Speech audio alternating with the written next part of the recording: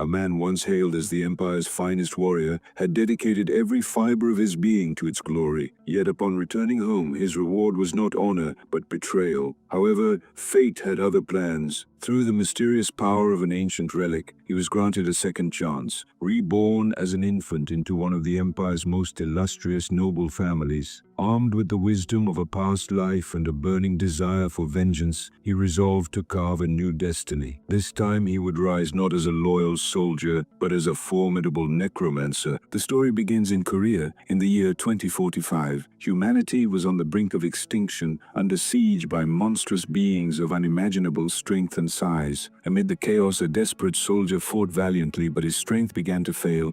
As the beast prepared to strike the fatal blow, another warrior intervened, bullets tearing through the air as the monster howled in pain. That savior was Han Song, a soldier whose name inspired courage on every battlefield. Rallying his comrades, Han Song barked orders and reloaded his weapon, charging forward without hesitation. As Han Sung advanced toward a towering creature, its tentacles lashed out wildly. He dodged swiftly, each movement a testament to years of experience. He thought that perhaps only a handful of monsters still stood between humanity and peace. Taking aim, he steadied his rifle, but before he could fire, the ground trembled. A massive glowing sigil appeared beneath his feet, pulsing with otherworldly energy. Confusion flashed across his face as the portal came alive, pulling him in with irresistible force. His comrades shouted his name, but in a blink, Han Song was gone. When consciousness returned, he found himself shackled, wrists and ankles bound by glowing chains. A crowd surrounded him, their whispers filled with awe and disbelief. They had succeeded, they murmured. They had summoned a hero from another world. An elderly mage stepped forward, eyes gleaming. He welcomed Han Sung to the Empire and declared him the prophesied savior destined to slay the Demon King. The words only deepened Han Sung's confusion. This was not Korea, not his world, and certainly not his war. Before he could protest, the old man's aura flared. He invoked a spell, the Binding of the Covenant, forcing Han Sung into silence as searing pain coursed through his veins. The mage spoke coldly. If Han Sung obeyed, the spell would not harm him. The implication was clear. Disobedience meant agony. Grimly, Han Sung accepted. There was no escape. Thus began his unwilling service to a foreign empire. Years passed. He fought countless battles, conquered lands, and led endless campaigns under the Empire's banner. The dream of returning home grew dimmer with every victory. Even after slaying the Demon King, peace eluded him. The Empire demanded more. One day, the same old man appeared again, serene as ever, sipping tea as if the world were not drenched in blood. He handed Han Sung a new target, Nation Bottle, the Knight of Teutonia, and declared that only after killing him would Han Sung earn his freedom. When Han Sung hesitated, the cursed device around his neck flared, tightening like a noose. His rage boiled. Was there no end to their manipulation, no peace after all his sacrifice? The scene shifts to the war-ravaged kingdom of Teutonia, where Han Sung stands amidst the smoldering ruins, locked in a brutal duel with his final target, the knight known as Bottle. Steel clashes, sparks erupt, and with one decisive strike, Han Sung's blade finds its mark. The mortally wounded knight collapses, coughing blood, yet manages a bitter smile. "Fool," Bottle rasps, his voice trembling. "To keep obeying that damned empire." Guilt flickers across Han Sung's face.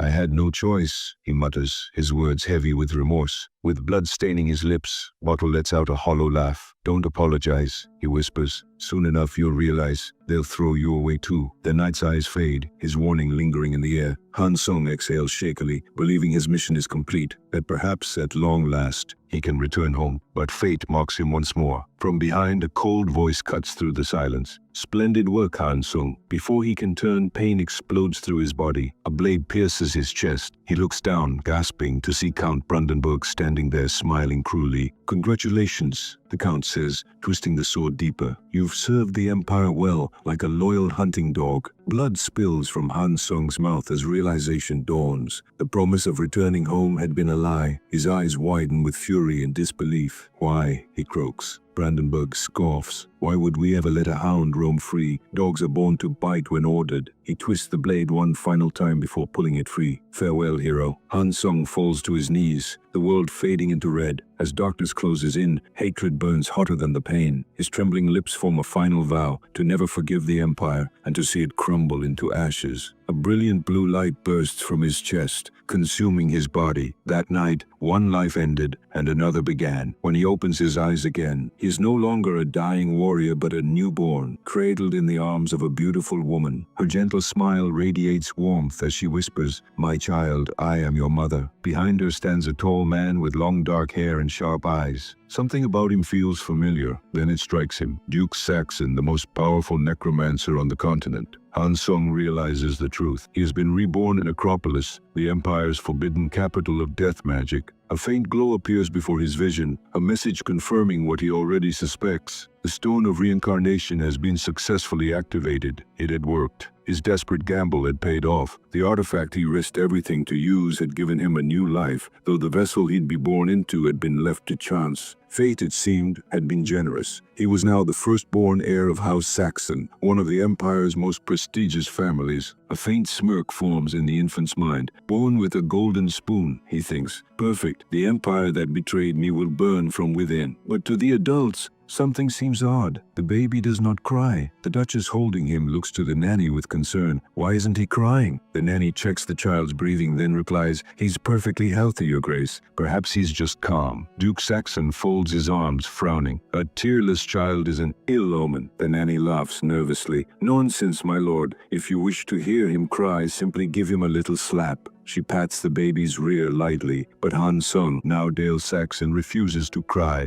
glaring silently. The Duke raises an eyebrow while the Duchess hides a chuckle. "He must have inherited your stubbornness," she teases. Taking the baby into her own arms, the Duchess says softly, "Let me try." But instead of another slap, she gently pats his back, her hands warm and tender. For a moment the child's thoughts halt. The warmth seeps through him, awakening something long buried. Memories flood his mind, years of pain, war, and loneliness. He cannot remember the last time someone touched him with such care. The emotion overwhelms him. The great warrior who never shed a tear in battle finally breaks. His tiny body trembles as a loud, desperate cry fills the room. The Duchess laughs in relief, tears glistening in her eyes. "There we go," she whispers. "Welcome home, little one." 8 years pass. Han Sung, now known as Dale Saxon, grows into a bright and curious child. His parents often remark how quickly time has flown. The Duchess fondly observes how her son has been inseparable from his books since the age of 4. Duke Saxon smiles at her words. "He takes after you," she says warmly. "Or perhaps after me," the Duke chuckles. "His interest in magic is undeniable." Her smile fades slightly. "You promised, Alan. No necromancy." He nods reassuringly. "Of course, I remember. I have something else planned for his birthday." But before she can ask, frantic knocking echoes through the halls. A maid bursts in, pale and shaking. "My lord, my lady, something's happened to young Master Dale." The couple rushes down the corridor, their hearts pounding. They find their son collapsed on the floor of the library, surrounded by a surge of glowing blue mana. The Duchess falls to her knees, crying his name. "Dale, are you hurt?" He blinks, dazed. "I'm fine, mother." The Duke stands frozen, astonishment in his eyes. He's already releasing mana. Ignoring his wife's pleas, he steps closer. "Dale," he says, voice low but firm. "Did that power just come from you?" Panic flashes in the boy's eyes. He hadn't meant to reveal his strength so soon. But before he can form an excuse, his father's stern expression softens into pride. "As expected of my son," the Duke says, ruffling his hair. "A pity I cannot teach you necromancy myself." Dale's heart sinks. The world's greatest necromancer, his own father, refuses to train him. How then could he ever fulfill his vow of vengeance? His mother gently strokes his head. "Go and rest, dear." As he walks away, he overhears his father murmur to her, "Elena, I've just thought of the perfect gift for his birthday." Shortly after, the grand celebration of Dale's 8th birthday unfolds in full splendor. The grand hall of the Noir Duchy buzzes with laughter and music as nobles gather to honor the young heir. Yet, amid the lively atmosphere, Dale sits alone on the balcony of the 2nd floor, his small frame leaning against the railing as he gazes down at the glittering crowd below. The cheer and chatter feel distant, hollow even. Having spent a life being used and discarded, the sudden warmth of attention unsettles him more than it comforts. His thoughts drift to the incident 2 days earlier, when his manners suddenly spiraled out of control. Now he understands. It had happened after he read the life of the hero from another world. The memories of his former life had stirred something deep within, igniting his dormant power. Even now he feels the lingering pulse of that energy and wonders how to persuade his father to teach him necromancy, the art he desperately needs for revenge. But he dismisses the idea almost instantly. He knows how unlikely it is. Just then, his mother, Duchess Eleanor, appears beside him, radiant as ever, accompanied by a hooded figure. "Happy birthday, my dear," she says with a gentle smile. Dale blinks and looks past her at the stranger. The hood falls back to reveal a woman with flowing blue hair and serene elven features. Her presence radiates calm strength. "This is Sophia," Elena announces proudly, "an elder of the Blue Magic Tower, as well as a master of water attribute magic and your new instructor." For a moment, Dale is too stunned to respond. His birthday gift, a master of the Blue Tower, a water magic specialist, gentle, defensive, and the exact opposite of what he seeks. His heart sinks. His mother clearly intends to steer him away from the darkness of necromancy. Later, Sophia requests to speak with Dale privately. Together they walk through the snow-dusted garden. Her voice is calm yet piercing as she states, "Your mother instructed me to teach only water magic, but tell me, Dale, is that truly what you wish to learn?" Dale freezes, his eyes narrowing. How does she know? Sophia's lips curve into a knowing smile. "It's only natural you'd want to master your father's art, necromancy." Her tone softens, but her words carry weight. "Unfortunately, that path is sealed to you for now." She explains the vow made years ago, how Duke Dale Saxon had promised his beloved Lady Elena that he would never pass down the dark arts to their children. The elders of the Noir Magic Tower themselves had witnessed the oath, their white robes symbolizing purity and renunciation. "So you see," she concludes, "your father's hands are bound, but that does not mean the road is closed forever." Dale listens intently as she continues, her eyes gleaming with quiet confidence. "If you trust me, I might find a way to persuade your mother one day." Suspicion flickers in his gaze. "But you're an elf," he says sharply.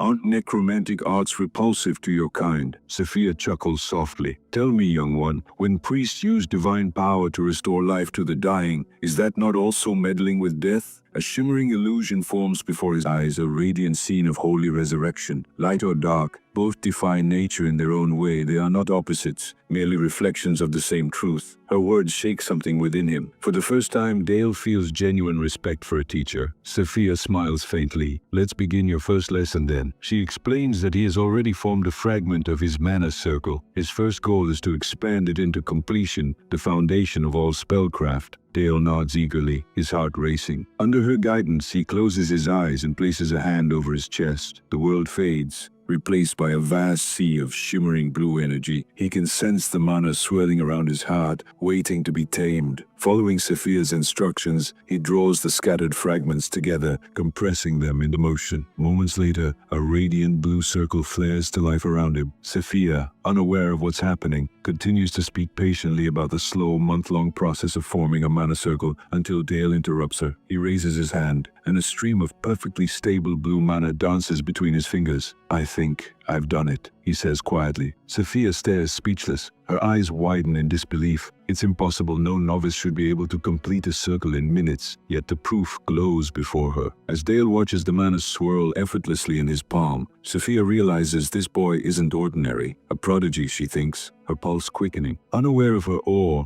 Dale focuses inward, feeling a strange sense of destiny awaken. In his previous life, his powers had been shackled to destruction alone, crude, limited, and insufficient for vengeance. But this time, reborn with his father's innate affinity, he can truly harness mana, and as he feels the power hum through his veins, one thought burns clearly in his heart. This time, he will master not just water magic, but many type. After completing his mana circle, he stood silent, his focus unwavering. He drew a deep breath, channeling energy from the glowing circle within his chest to the tips of his fingers. A faint shimmer appeared before his hand, and then, with a surge of intent, a translucent magic circle formed in midair. The mana condensed and hardened, transforming into a sleek shard of ice that glowed faintly blue in the pale light. This will be the first of many weapons to one day strike the Empire's throat, he swore inwardly. With steady precision, the ice bolt solidified completely, sharp as a blade and flawless in structure. Sophia, who had been observing closely, widened her eyes in disbelief. Normally, a beginner's mana would scatter chaotically upon release, but Dale's control was absolute. He had shaped the energy perfectly, stabilizing it into a true spell, something that even trained apprentices often failed to accomplish. It might not be strong, Dale remarked calmly, his tone almost casual. I focused more on its form than its power. Before Sophia could respond, he extended his hand and released the spell. The ice bolt streaked across the clearing like lightning and struck a thick oak tree. A deafening crack echoed as frost spread from the point of impact, the trunk shattering into splinters. Sophia stared in stunned silence. The bolt hadn't simply hit its mark. It had pierced clean through, the edges of the wound polished like glass. No 8-year-old, not even the most talented noble-born mage, should possess this level of control or destructive force. As Dale turned to her with a bright, innocent smile, Sophia's thoughts swirled in disbelief. What kind of child is this? She knelt in the snow to inspect the damage. Traces of residual mana still lingered in the air, pure and stable. The spell wasn't just strong, it had been crafted with elegance and mathematical precision. Dale hadn't merely unleashed power, he had instinctively drawn cold energy from the air itself, seamlessly fusing it with his own mana. It was a basic spell by classification, yet executed with perfection that bordered on genius. When Dale timidly asked if he had done something wrong, Sophia forced a gentle smile, hiding the turmoil in her thoughts. The formation he'd unconsciously constructed contained an advanced tri-sequence rotation, acceleration, and condensation, the very essence of the golden ratio formula used in high-tier military magic. Such structural sophistication couldn't have been accidental. Inwardly, she finally understood why Duke Alan Saxon had regretted being unable to teach his son. Later that evening, Sophia stood before the Duke in his study. Alan Saxon, dressed in a dark formal coat, listened intently as she recounted the day's events. When she finished, he leaned forward, astonished. "You mean to tell me you cannot teach him?" he asked incredulously. "If my son reached the first circle within minutes, shouldn't you guide him even more?" Sophia met his gaze calmly. "Your Grace, as soon as he formed his first circle,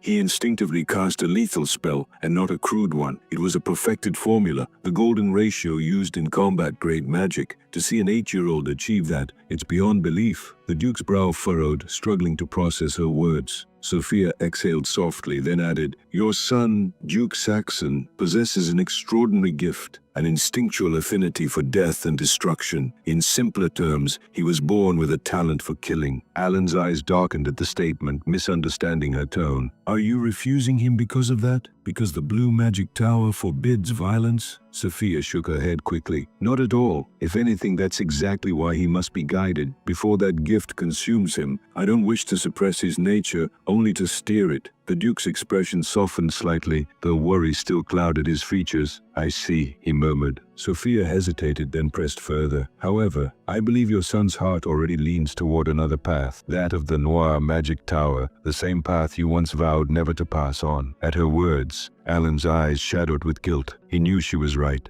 "I respect the promise you made to Lady Alina," Sophia said quietly, "but that vow should not dictate the future of a child with such monumental potential. The boy deserves the freedom to choose his destiny." While the two adults spoke in hushed tones, Dale sat just outside the study, his ear pressed against the cold wooden door. He could barely make out fragments of their conversation, but understood enough to know they were talking about him. With a quiet sigh, he slid down to the floor, knees tucked close. "I didn't think that spell would be so strong," he admitted inwardly. The image of Sophia's astonished face replayed in his mind, making him frown. "I'll need to control my mana better next time." "Dale!" The sudden voice made him jump. Looking up, he saw a tall man in polished silver armor standing in the corridor, his expression warm and familiar. "Uncle Helmut!" Dale exclaimed with pure delight, rushing toward him. Helmut laughed heartily, lifting the boy into a bear hug. "You've grown again, little one. What are you doing sitting on the floor?" "I was just thinking," Dale replied with a shy smile. Then, with playful curiosity, he asked, "Were you fighting monsters again?" Helmut grinned. "Of course, someone has to keep the duchy safe from those beasts." Dale's smile faltered for a moment. He knew how dangerous those battles were. The knights of every domain fought endlessly to suppress dungeon outbreaks, but in the Duchy of Saxon, the situation was worse than anywhere else. The reason lay in history, a past life's echo. After the hero's victory over the Demon King,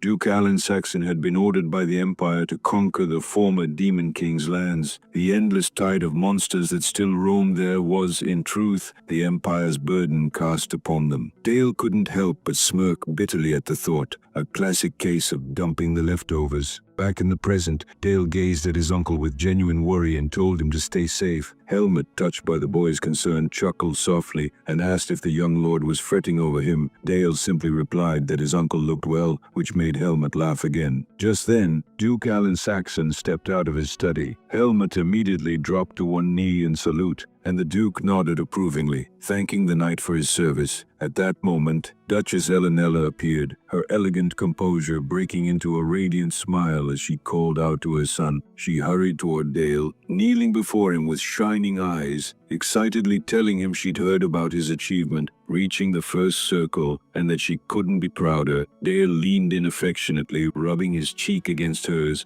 and his father, with a rare warm smile, congratulated him as well. Feeling generous, the Duke asked his son what reward he wished for. The question caught Dale off guard. He wanted to request permission to study necromancy, but knew that would raise suspicion. Scrambling for something a normal child might say, he blurted out with innocent enthusiasm that he wanted a little sister. The room fell into stunned silence. Both parents blushed deeply, exchanging flustered glances before the Duke awkwardly promised, "We'll do our best." Behind them, Helmut and another knight struggled to contain their laughter. That night, exhausted from the day's events, Dale collapsed into bed. He yawned, thinking about how exhausting it was to pretend to be a cheerful, ordinary child. His body ached from the strain of using magic for the first time, and sleep soon claimed him, but his rest turned into torment. A nightmare dragged him back into his previous life. The moment of betrayal, before him loomed the spectral figure of Count Brandenburg, his voice dripping with mockery. "Grown soft already, have you?" the phantom sneered. "Has this cozy little life made you forget your promise?" His words echoed like venom. "The Empire will find you, boy.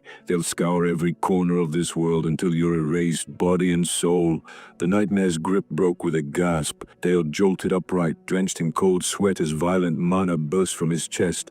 Pain tore through him, the energy within spiraling wildly out of control. A mana rampage, he muttered through gritted teeth, recognizing the deadly state. Blue light pulsed around him, tearing at his insides. Desperate, he stumbled outside, hoping the cold air might calm the chaos, but the rampage only worsened. His vision blurred, the mana roared like a storm within him. Just as he was about to collapse, a calm voice broke through the night. "You seem to be in quite the predicament," said Sophia. Startled, Dale looked up to see his teacher standing before him, moonlight reflecting in her calm eyes. Sophia approached slowly, observing him with a mix of admiration and unease. She remarked softly that his magic overflowed with talent, but also with something deeply dangerous. She reached out and placed her hand gently over his heart. Warm, steady mana flowed from her palm, soothing the raging currents within him. As she focused, her expression darkened slightly. She could sense the malice buried deep within his mana. If left unchecked, it would consume him. Gradually, the violent energy settled, condensing into a faintly glowing orb of blue light in Dale's palms. He stared at it, breathing heavily, relief washing over him. Sophia called his name, her tone grave. She told him that his gift was not one of creation or protection. It was the power to take life. "A dangerous talent," she said quietly. Then she held out a large, dark tome engraved with a pentagram. "This is why," she continued, "I'm grateful that I'm the one teaching you." Dale froze. The air around the book felt cold and heavy, its dark aura unmistakable, a necromancy grimoire. As he touched it, black mist swirled faintly from its pages. Sophia smiled softly, her eyes warm despite the ominous gift. "Perhaps it's fate that we met," she whispered, "and happy birthday, Dale." Overcome with emotion, Dale impulsively wrapped his arms around her waist. She blinked in surprise before letting out a quiet laugh, gently patting his back. "You really are a clingy one," she teased. A few days later, Sophia led Dale into the snowy plains for their next lesson. She told him today's targets were rabbits. Dale blinked in surprise, unsure if he'd heard correctly, but Sophia nodded, instructing him to focus, to think of hunting with his father and channel that instinct. He obeyed. Forming a precise magic circle, a white rabbit appeared in the distance. Dale narrowed his gaze, channeled his mana, and released a sharp ice projectile. It struck true, fast, clean, and lethal. Sophia observed in silence, even after taking a life. Dale's expression didn't change. His hands didn't tremble. There was no hesitation and no remorse. Sophia then called Dale forward, announcing the start of a new lesson. She began by explaining that even when casting the same spell, its appearance and nature often differ from one mage to another. Curious, she asked if he knew why. With a knowing smile, Sophia revealed the truth. Magic, she said, is a reflection of the caster's soul. It manifests what lies within their heart, given shape through mana. To demonstrate, she raised her hand and conjured a soft current of water that danced gracefully in the air. Magic, she continued, is the landscape of one's inner world. Dale listened intently, a bead of sweat tracing down his temple as he tried to absorb her words. Sophia went on, explaining that the names of spells like firewall or frozen armor were merely tools, stepping stones for focusing one's imagination. She mentioned how the teachings of the great magic towers followed this philosophy. The Red Tower's fire magic was fierce and destructive, while her own Blue Tower's water magic was fluid, adaptable, and ever-changing. Each tower's philosophy, she said, shaped the very form of the magic they wielded. She also spoke briefly of the White, Noir, and Green Towers, each embodying its own elemental ideals. Then, with a gentle smile, Sophia admitted that such abstract lessons might be a little advanced for her young pupil. Changing course, she decided it was time for Dale's first practical session in necromancy, the art of raising the dead. Following her guidance, Dale extended his hand. Dark mana gathered at his fingertips and streamed toward a small rabbit's lifeless body. With careful precision, he bound its mana to the creature's joints, head, spine, and knees and slowly coaxed it to stand. Its eyes glowed a faint red, signaling success. Impressed, Sophia praised his control. "Excellent work. Let's move to the next stage," she said. His next task was to coat the undead creature in frozen armor. Focusing his mana once more, Dale summoned shards of glimmering ice that rapidly enveloped the rabbit, encasing it in jagged, crystalline protection. Sophia tested his creation by launching an ice bolt directly at it. The projectile struck hard, shattering part of the armor, but the rabbit remained unharmed. Dale's face lit up with pride. "I did it," he exclaimed. His master gave an approving nod. Encouraged, Dale hesitated only a moment before making a bold request. He asked her to teach him not just necromancy, but also how to refine his control over water magic. Her smile faded into a cold mask. "No," she said flatly. The word hit him like a spell. Before he could protest, Sophia elaborated. The water element, she explained, was vast and deep, requiring patience and spiritual understanding. Managing two distinct magic attributes was something only dual mages could achieve, and such individuals were exceedingly rare. For a child his age, it was nearly unthinkable. Dale feigned hurt. "But you said we'd walk this path together," he reminded her softly. The guilt in his voice made her flustered. Unable to respond, Sophia abruptly declared the lesson over and left. That night, however, Dale refused to be discouraged. In the vast study hall, surrounded by ancient tomes, he immersed himself in research. "There's nothing I can't do," he muttered. Dark purple energy coiled around him, lifting the books into the air as he began an intense, sleepless night of study and experimentation. By dawn, Sophia found him again, standing in the snowy plains with weary eyes but an eager smile. When she asked if he'd slept, he merely replied that he had prepared something to show her. At his gesture, the armored zombie rabbit appeared once more. Sophia watched astonished as the icy shell covering the creature began to tremble, crack, and then explode outward, sending a volley of frozen shards in all directions. Her eyes widened further as the undead rabbit gathered a sphere of dark mana between its paws and released it. The ensuing blast combined both the ice and the dark energy into a devastating wave that shook the ground. Forced to defend herself, Sophia raised a hexagonal barrier to withstand the explosion. When the dust finally settled, Dale stood proudly, explaining that he had merged ice explosion with corpse explosion, blending water and dark attributes into one seamless technique. As he summoned an orb of water in one hand and a swirl of darkness in the other, he looked up at her with quiet confidence. "Tell me, master," he asked softly, "does this make me a dual mage?" Sophia stood within the shimmering barrier she had conjured, her eyes wide with disbelief at the devastation Dale had wrought.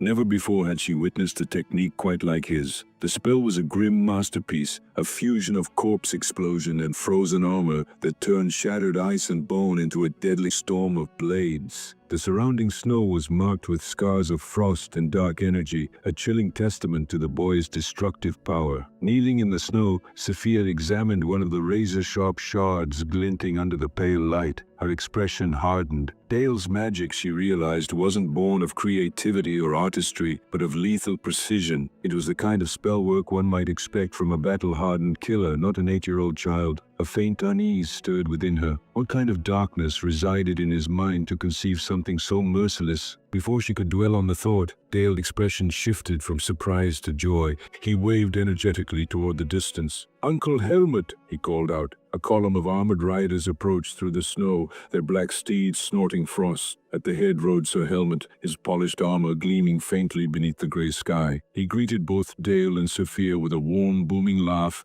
the black cavalry halting behind him. These knights were the pride of the Duchy of Saxon, known for their unmatched skill and for channeling aura through their lances. Sir Helmut himself was counted among the 7 strongest swordmasters on the continent. Brimming with excitement, Dale reminded his uncle of the promise he had made to teach him swordsmanship. Helmut chuckled heartily and assured him that he had not forgotten. As he and his men turned their horses to depart, he reminded Dale not to linger too long in the cold. Once the cavalry vanished beyond the snowy hills, Sophia approached her student, her tone calm but firm. "That's enough for today, Dale. Let's return," she said. He nodded respectfully, answering, "Yes, master." That evening, Sophia stood before Duke Alan Saxon and Duchess Elena in the grand study of the ducal estate. Her report was straightforward yet shocking. Young Dale had achieved mastery over both necromancy and water magic, successfully forming his first circle in each. The Duke and Duchess exchanged astonished looks. Alan's voice was sharp with concern. "We asked you to instruct him only in water magic," he said. Sophia bowed slightly. "I understand, my lord, but as his mentor I felt it necessary to nurture his talent wherever it led. His ambition exceeds the boundaries of one attribute," she explained. Duchess Elena hesitated, then sighed softly, her expression thoughtful. "If that is his wish, then continue to teach him," she said at last. "Guide him carefully." Sophia promised she would, offering an apologetic bow before leaving the chamber. After she departed, Elena turned to her husband, awe still lingering in her eyes. "To think he has become a dual mage at 8 years old, it feels unreal," she murmured. Alan smiled faintly, though there was a shadow of unease behind it. "He frightens even me," he admitted, "but such power suits our bloodline." He fell silent for a moment, then looked toward the flickering hearth. "Elena, I have decided. I will teach Dale necromancy myself," he said. Her eyes widened. "You would break your vow?" Alan nodded solemnly. "I must. As his father, I want to give him strength. Strength to lead, to protect, to carry our name with pride. And as a mage, I want a disciple worthy of my legacy," he said. Emotion welled in his voice as he reached for her hands. "Forgive me, Elena. I cannot keep that promise any longer," he admitted. The Duchess was quiet for a long while. Then she stepped forward and embraced him gently. "If you are going to do this, then make him so strong that no one dares speak ill of him or his art," she whispered. Moved, the Duke held her tightly. "I swear it, our son will surpass them all," he vowed. The next morning, deep beneath the ducal castle, Dale stood before his father in the family's ancient magic workshop. The air was cold and heavy with mana. A single dead rabbit lay atop a stone altar. Duke Alan's voice carried a tone of strict authority. "You raise the dead without understanding what you command. That is unacceptable," he said. Dale looked down, flustered. "I only followed what Master Sophia taught me," he explained. "Then forget those crude methods," the Duke said sharply. "Under my guidance you will learn the true essence of necromancy," he continued. Instead of beginning with spells, Alan directed his son to a massive desk stacked high with grim tomes and anatomy charts. "Memorize them all, every bone, every muscle, every tendon. Only when you understand life can you control death," he instructed. And so began Dale's true training, not through casting, but through endless study. Days passed in silence, broken only by the sound of turning pages and whispered incantations. By the end of it, Dale had committed every word of those texts to memory, taking his first step toward mastering his father's forbidden art. Acknowledging his son's remarkable progress, Duke Alan Saxon presented Dale with a massive tome,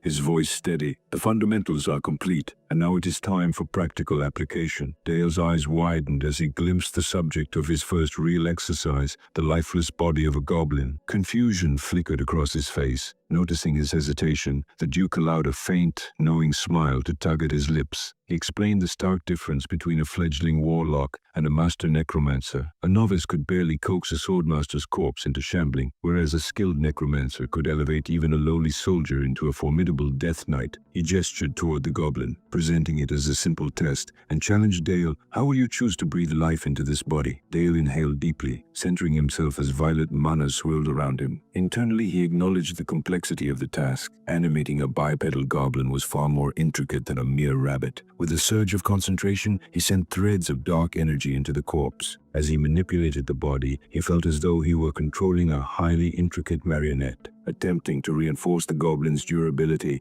he accelerated post-mortem rigidity, but the result was disastrous. The creature's joints locked in place, leaving it completely immobile. At that moment, his father, Duke Allen, placed a steady hand on his shoulder. His eyes glimmered with raw power as he spoke calmly. "Hardening the body is clever, but it comes at the cost of movement." Then, with a fluid motion, the Duke unleashed a torrent of dark, roiling mana that engulfed the goblin. Dale could only gape, paralyzed by awe. The goblin floated above the table, fully reanimated, crackling with potent purple energy. Alan's voice resonated through the chamber as he instructed, "The rib cage exists to shield vital organs, yet there is no life to protect here. A necromancer must learn to manipulate the body itself." With a sweep of his hand, the goblin's rib cage exploded outward, reshaping into a lattice of long, razor-sharp bone blades jutting menacingly from its chest. A sinister grin spread across the Duke's face as he imparted the essence of necromancy. A master must understand the structure of their subject and reshape it to serve their purpose. Dale's face turned pale, a bead of sweat trickling down his temple. He stared in wide-eyed shock at the grotesquely transformed goblin, the lesson sinking deep into his mind. Duke Allen concluded, "This understanding and the ability to alter a body is the foundation of black magic." Determined, Dale looked at his father and asked to learn the philosophy underpinning the Noir Magic Tower, the mindset behind its power. A pleased expression crossed the Duke's face. He knelt to meet his son's gaze, his tone grave but encouraging. "You seek truth, and it always resides within death. To grasp it, you must first comprehend the weight of life." The words struck Dale with vivid clarity, evoking a memory from another existence. He saw himself as Han Sung, standing amidst a battlefield littered with fire and corpses. A man pleaded for mercy,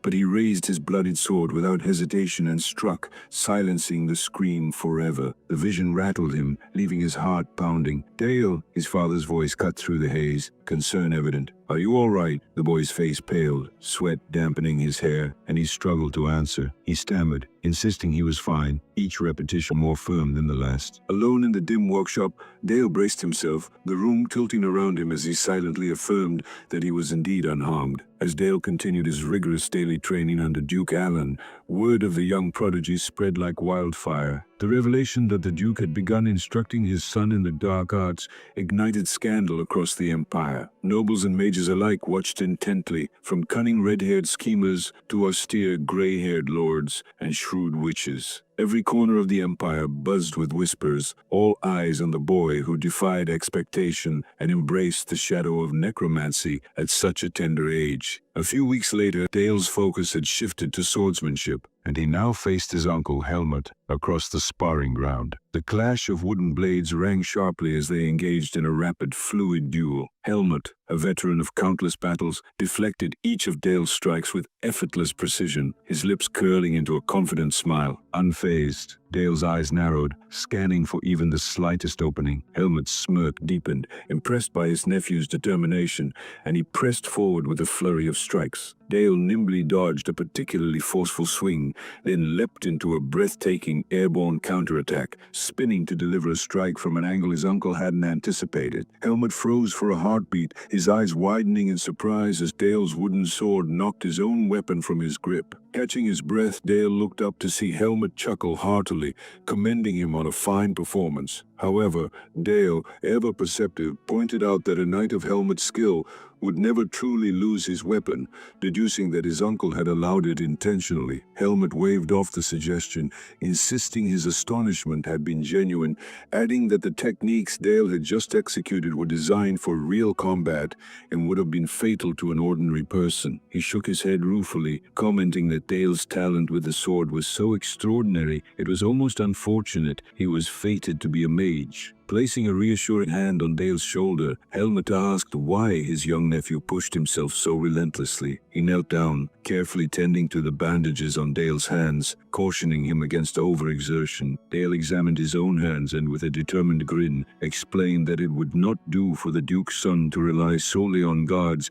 and protective magic. He added with a touch of playful flattery that he could not pass up the rare chance to train under one of the 7 greatest swordsmen of the continent. Helmut erupted into laughter, declaring Dale's answer magnificent and saying that if he had a son like him, he would feel no regret. Dale grinned in triumph, savoring the praise. Their laughter and banter were interrupted by the arrival of Duchess Elena, who noted that both seemed in remarkably high spirits. Dale greeted his mother warmly and asked what had brought her to the training grounds. Elena smiled, explaining that she wanted to see how diligently her son was working and that she had news to share. Then, with a playful tone, she asked if he remembered the birthday request he had made. Dale paused, frowning as he tried to recall. A memory surfaced, the impulsive moment when he had asked for a little sister, leaving both his parents momentarily stunned and blushing. Dale's eyes widened in astonishment as Elena, her face radiant with joy and a gentle hand resting on her stomach, revealed the news. She explained that he would soon have a baby sister and that he must take good care of her. The shock melted into pure delight on Dale's face, and he eagerly promised to protect her with all his heart. 10 months later, in a beautifully adorned chamber, the Saxon family gathered around the newest member of the household. Dale was captivated, leaning over the crib to get a closer look at his infant sister. Elena teased him gently,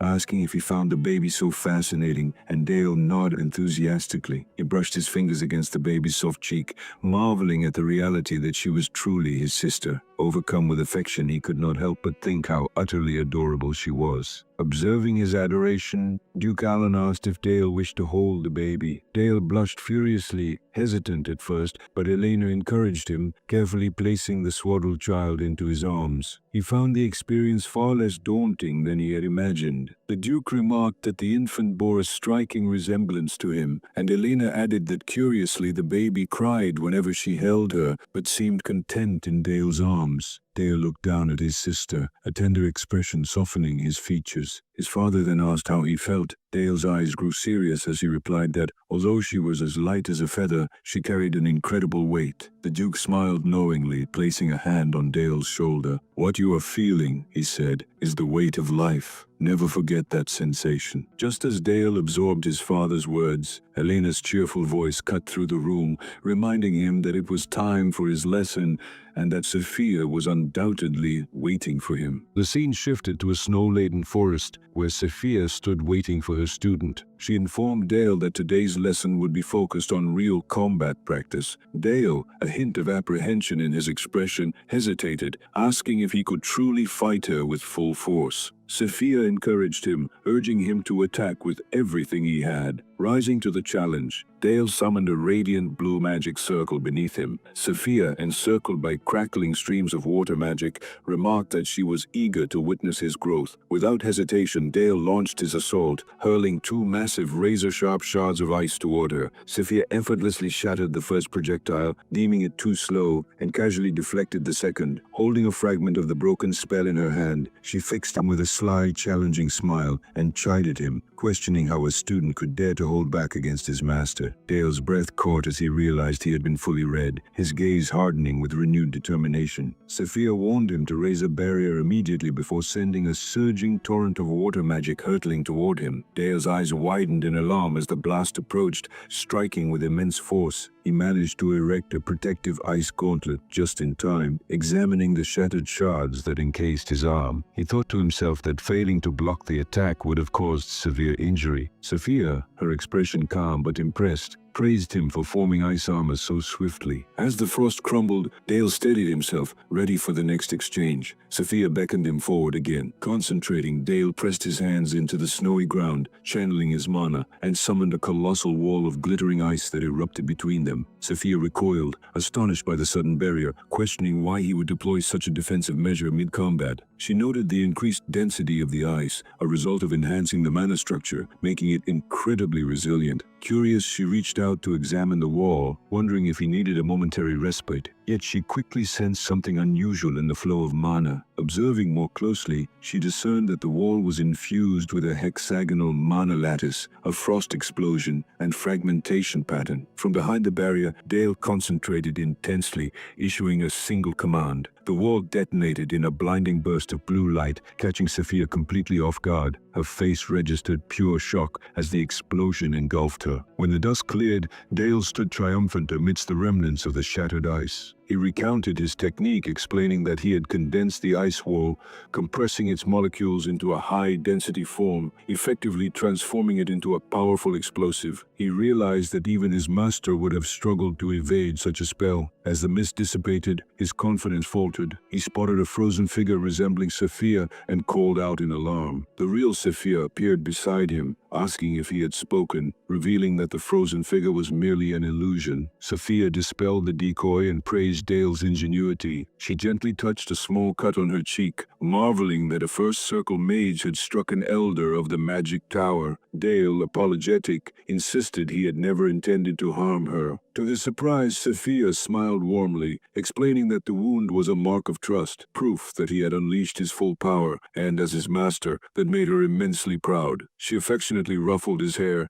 curious how he had devised such a spell. Dale, beaming, credited all of his success to her teachings. Later, Sophia reported to Duke Dale Saxon. He immediately noticed the cut on her cheek. Sophia admitted that she had been careless while overseeing Dale's practice, acknowledging the remarkable sharpness of his magic. Concerned, the Duke declared that he owed her a debt of gratitude. Sophia brushed off his worry, insisting that training a gifted student like Dale was its own reward. The Duke's expression grew solemn as he revealed further news. Orcs had been sighted crossing the mountain range into their territory. Though a minor threat, he intended to send Dale to confront it. Sophia protested, insisting that Dale was not ready for actual combat. Duke Alan dismissed her concern, clarifying that Dale would not be on the front lines. A powerful dark aura flared around him as he explained that defending their lands was House Saxon's sacred duty, and as heir, Dale must accept that responsibility. Seeing her hesitation, the Duke softened, outlining his plan. He would entrust Dale with a potent artifact from the family's collection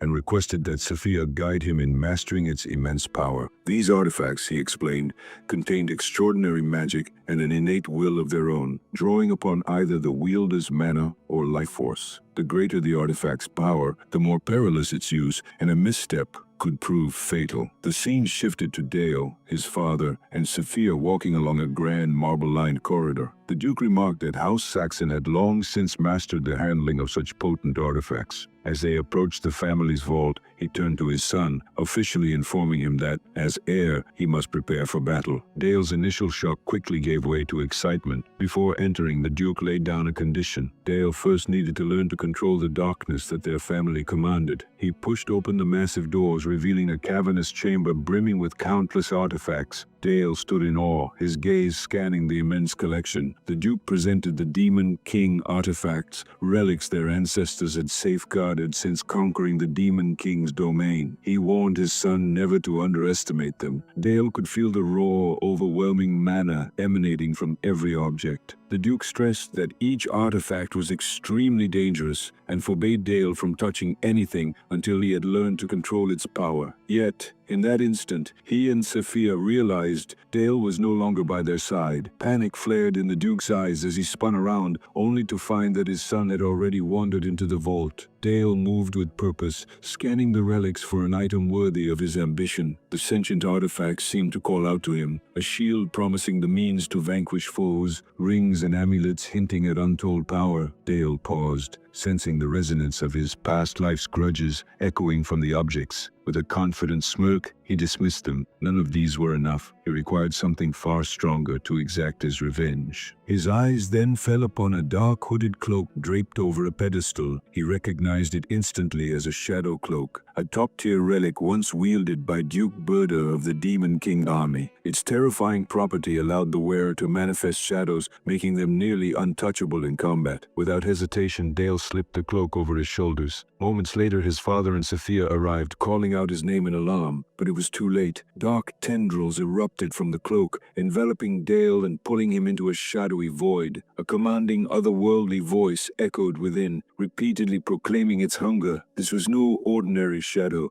Its former wielder had forged it into a sentient weapon.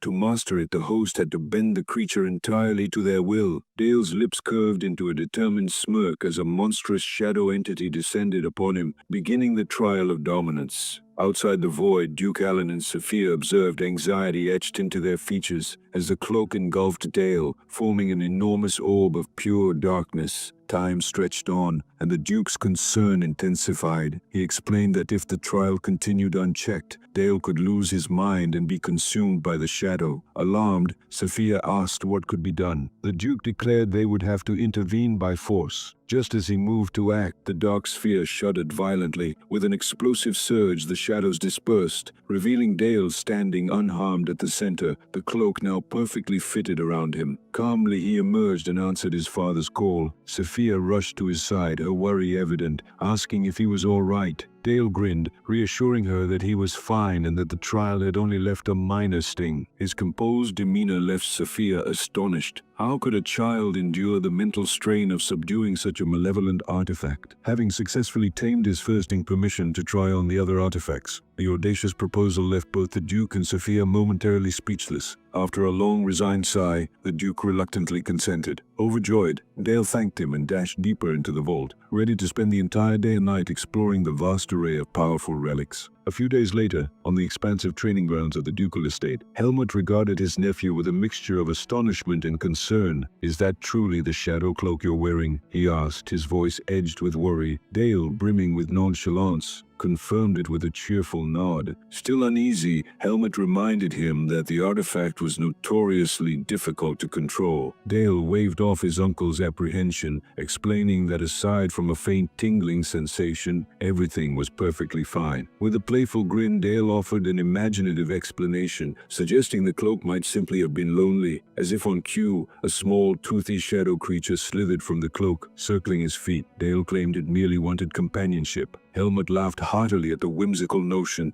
chiding his nephew for being far too kind-hearted. The shadow creature let out a shrill, indignant screech, and Dale, prideful, thanked his uncle for the compliment before casually pressing his foot onto the creature's head. Once the light-hearted moment passed, Dale proposed a genuine sparring match, requesting real combat practice. Helmut's eyes widened, surprised by the audacity, but his shock quickly melted into exhilaration. The seasoned swordmaster's body shimmered with a powerful blue aura, one of the continent's legendary 7 swordmasters. Dale felt an immediate weight of pressure, yet Helmut, noticing his nephew's hesitation, offered a reassuring smile, promising to use only basic sword techniques without any aura. Dale's expression hardened. He questioned inwardly if his uncle truly intended to hold back, knowing the creed of a knight demanded sincere combat. Yet Dale had a hidden plan. Shadows began creeping from the ground, revealing his true objective: to test the shadow cloak in live combat. The power of the weapons he could form through the cloak's dark entities would determine its actual potential, making this duel a crucial trial. With resolve, Dale struck first, unleashing a rapid volley of shadow blades toward Helmut. Calmly, Helmut swung his massive sword in a single, devastating arc, shattering the projectiles through sheer force. Dale could only watch, awestruck at his uncle's incredible strength, realizing the attack had been nullified by raw physical might alone. Helmut let out a booming laugh, praising the young master's skill before charging forward with blinding speed. Dale nimbly avoided the first swing and countered immediately, manipulating the shadows from his cloak to erupt around Helmut. A barrage of jagged shadow spikes erupted from the ground, aiming to ensnare the swordmaster. Helmut, unperturbed, examined the attack with fascination, grasping a spike in his gauntlet and effortlessly halting it. Dale's eyes widened at the raw strength of his uncle. With a powerful leap, Helmut brought his enormous sword crashing down in a sweeping overhead strike. Dale barely managed to conjure a shadowy shield to absorb the force. The impact was tremendous, sending him skidding backward and gouging the training ground. Helmut, astonished, noted that his nephew had blocked an attack capable of snapping ordinary swords in two. Dale, in turn, recognized the colossal gap between a conventional weapon and the shadow cloak he now wielded. Fired up, Helmut called for 10 more exchanges, and the duel continued with lightning-fast strikes. Observing from the sidelines, the other knights whispered in disbelief, acknowledging that none of them had ever survived more than 2 exchanges against their captain. They felt an overwhelming disparity in skill between themselves and the young master Dale. A few days later, on the eve of deployment, Duchess Elena made a final attempt to dissuade her son. Holding his infant sister in her arms, she pleaded with Dale, insisting she could not let him face such danger. Dale knelt beside her, offering reassurance. He reminded her that his father and Helmut would be present to protect him. Elena remained tense, worry etched into every line of her face. Dale's expression turned solemn. He explained that he needed to grow stronger so that one day he could bear the responsibility of the dukedom. Gently patting his sleeping sister, he elaborated that when the time came, he would require the strength to safeguard her, their mother, and their father. This, he told her, was why he needed the experience now. Looking up with earnest eyes, he implored her to allow him to grow powerful enough to protect them all. Moved by his resolve, Elena's worried expression softened into a tender, approving smile. She relented, granting him permission to go forth. With her blessing, she sent her son on his way. Dale mounted his horse, promising to return safely, determination shining in his eyes. At first light, the temporary military encampment buzzed with activity as the troops assembled. Helmut reported to Duke Dale Saxon that the soldiers were fully prepared. The Duke acknowledged the update, then turned toward his son, surprising Dale by instructing him to give the order to march in his stead. He explained that the prestigious Black Cavalry would one day answer solely to Dale. As his father spoke, Dale felt a profound revelation settle in his chest. These knights were his to command, not the battle-worn legacy of Han Sung from his past life. A renewed sense of purpose surged through him. This would be his inaugural battle as their leader, and he swore to himself that the outcome would be different this time. Riding to the front, Dale lifted his fist and issued a commanding cry, directing the proud swords of House Saxon to advance. In perfect unison, the cavalry raised their lances and voices, their roar echoing like thunder across the snowy expanse. As the troops forged ahead through the forest, the mission details became clear. The force consisted of 250 cavalrymen, reinforced by the elite Winter Wardens. Their target, roughly 1,000 orcs. The strategy called for a preemptive strike by crossing the treacherous, fast-flowing river at its lower reaches and launching a surprise assault. The commander realized there was only one feasible method for all 250 men to traverse the deep water swiftly. At that moment, Sophia appeared, her presence framed by a delicate cascade of magical snowflakes. She instructed the soldiers to step aside and announced that she would conjure a bridge of ice. Dale's heart lifted at the sight of his master,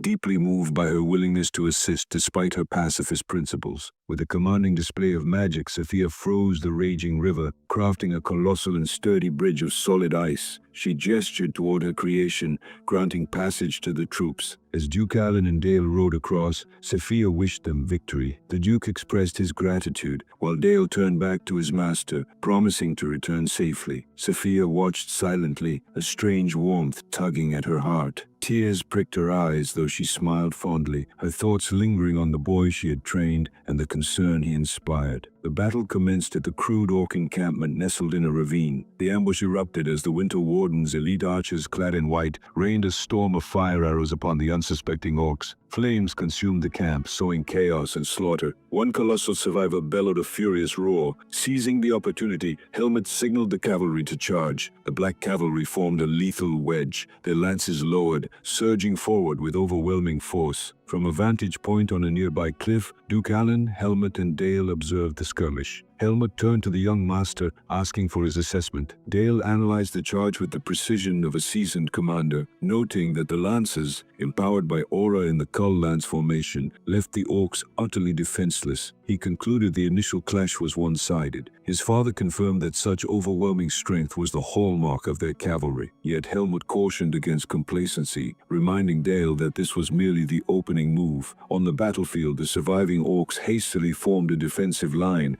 raising shields to block the next assault. Observing the unfolding scene, Helmut decided to pull back, reorganize, and resume with rotating charges. A magical signal fired, and the troops executed a tactical withdrawal, leaving the orcs disoriented. During the retreat, a lone knight was spotted struggling against the enemy. The orcs prepared to impale him, and his horse was struck, throwing him to the ground. Dale's gaze darkened as he murmured a quiet lament for the fallen man. Helmut's voice, cold and resolute, cut through the air, one life down. Dale's mind raced, unable to reconcile their detachment. Horror washed over him as a massive orc advanced toward the downed knight, axe raised. Realizing he had only one chance, Dale adjusted his approach. Orc hide was far tougher than typical creatures, and the standard ice bolt formula would not suffice. With quick calculations, he incorporated a high-precision sniping enhancement and a ballistic trajectory adjustment for maximum stability. Summoning a complex magic circle, Dale focused his mana and prepared a spell he named Ice Bolt Barrett M98B. Just as the orc raised its weapon, Dale unleashed the spell. A brilliant concentrated beam of ice shot across the battlefield, striking the orc's head with lethal precision. From their cliffside observation, Duke Allen and Helmut were left stunned into silence. The Duke could only remark on the remarkable accuracy displayed from such a distance, witnessing firsthand the deadly potential of his son's ingenuity. Suddenly,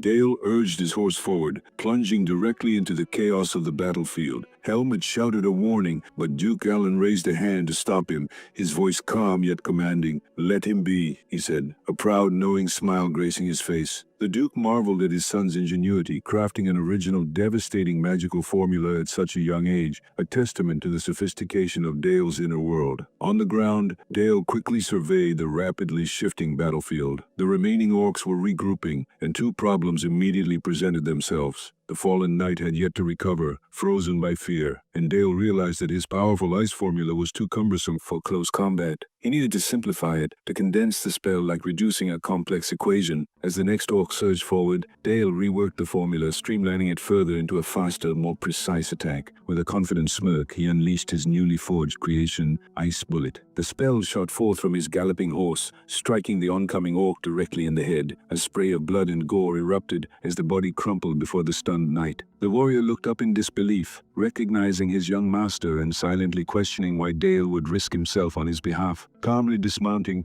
Dale offered a reassuring smile. "Do not fear. The Saxon sword never abandons its loyal." The knight's eyes glistened with gratitude, but there was little time to dwell on emotion. More orcs surged forward. Unfazed, Dale raised his hand, channeling the formidable power of his shadow cloak. A swirling aura of deep purple energy enveloped him, and he unleashed Shadow Blade. Dark tendrils erupted from the earth, slicing effortlessly through the charging orcs. A grim, satisfied smile appeared on his face as he issued the final command, directing the shadows to consume their prey. One lone orc stared in confusion before a massive vortex of pure darkness enveloped it completely. Shadows lashed out with lethal precision.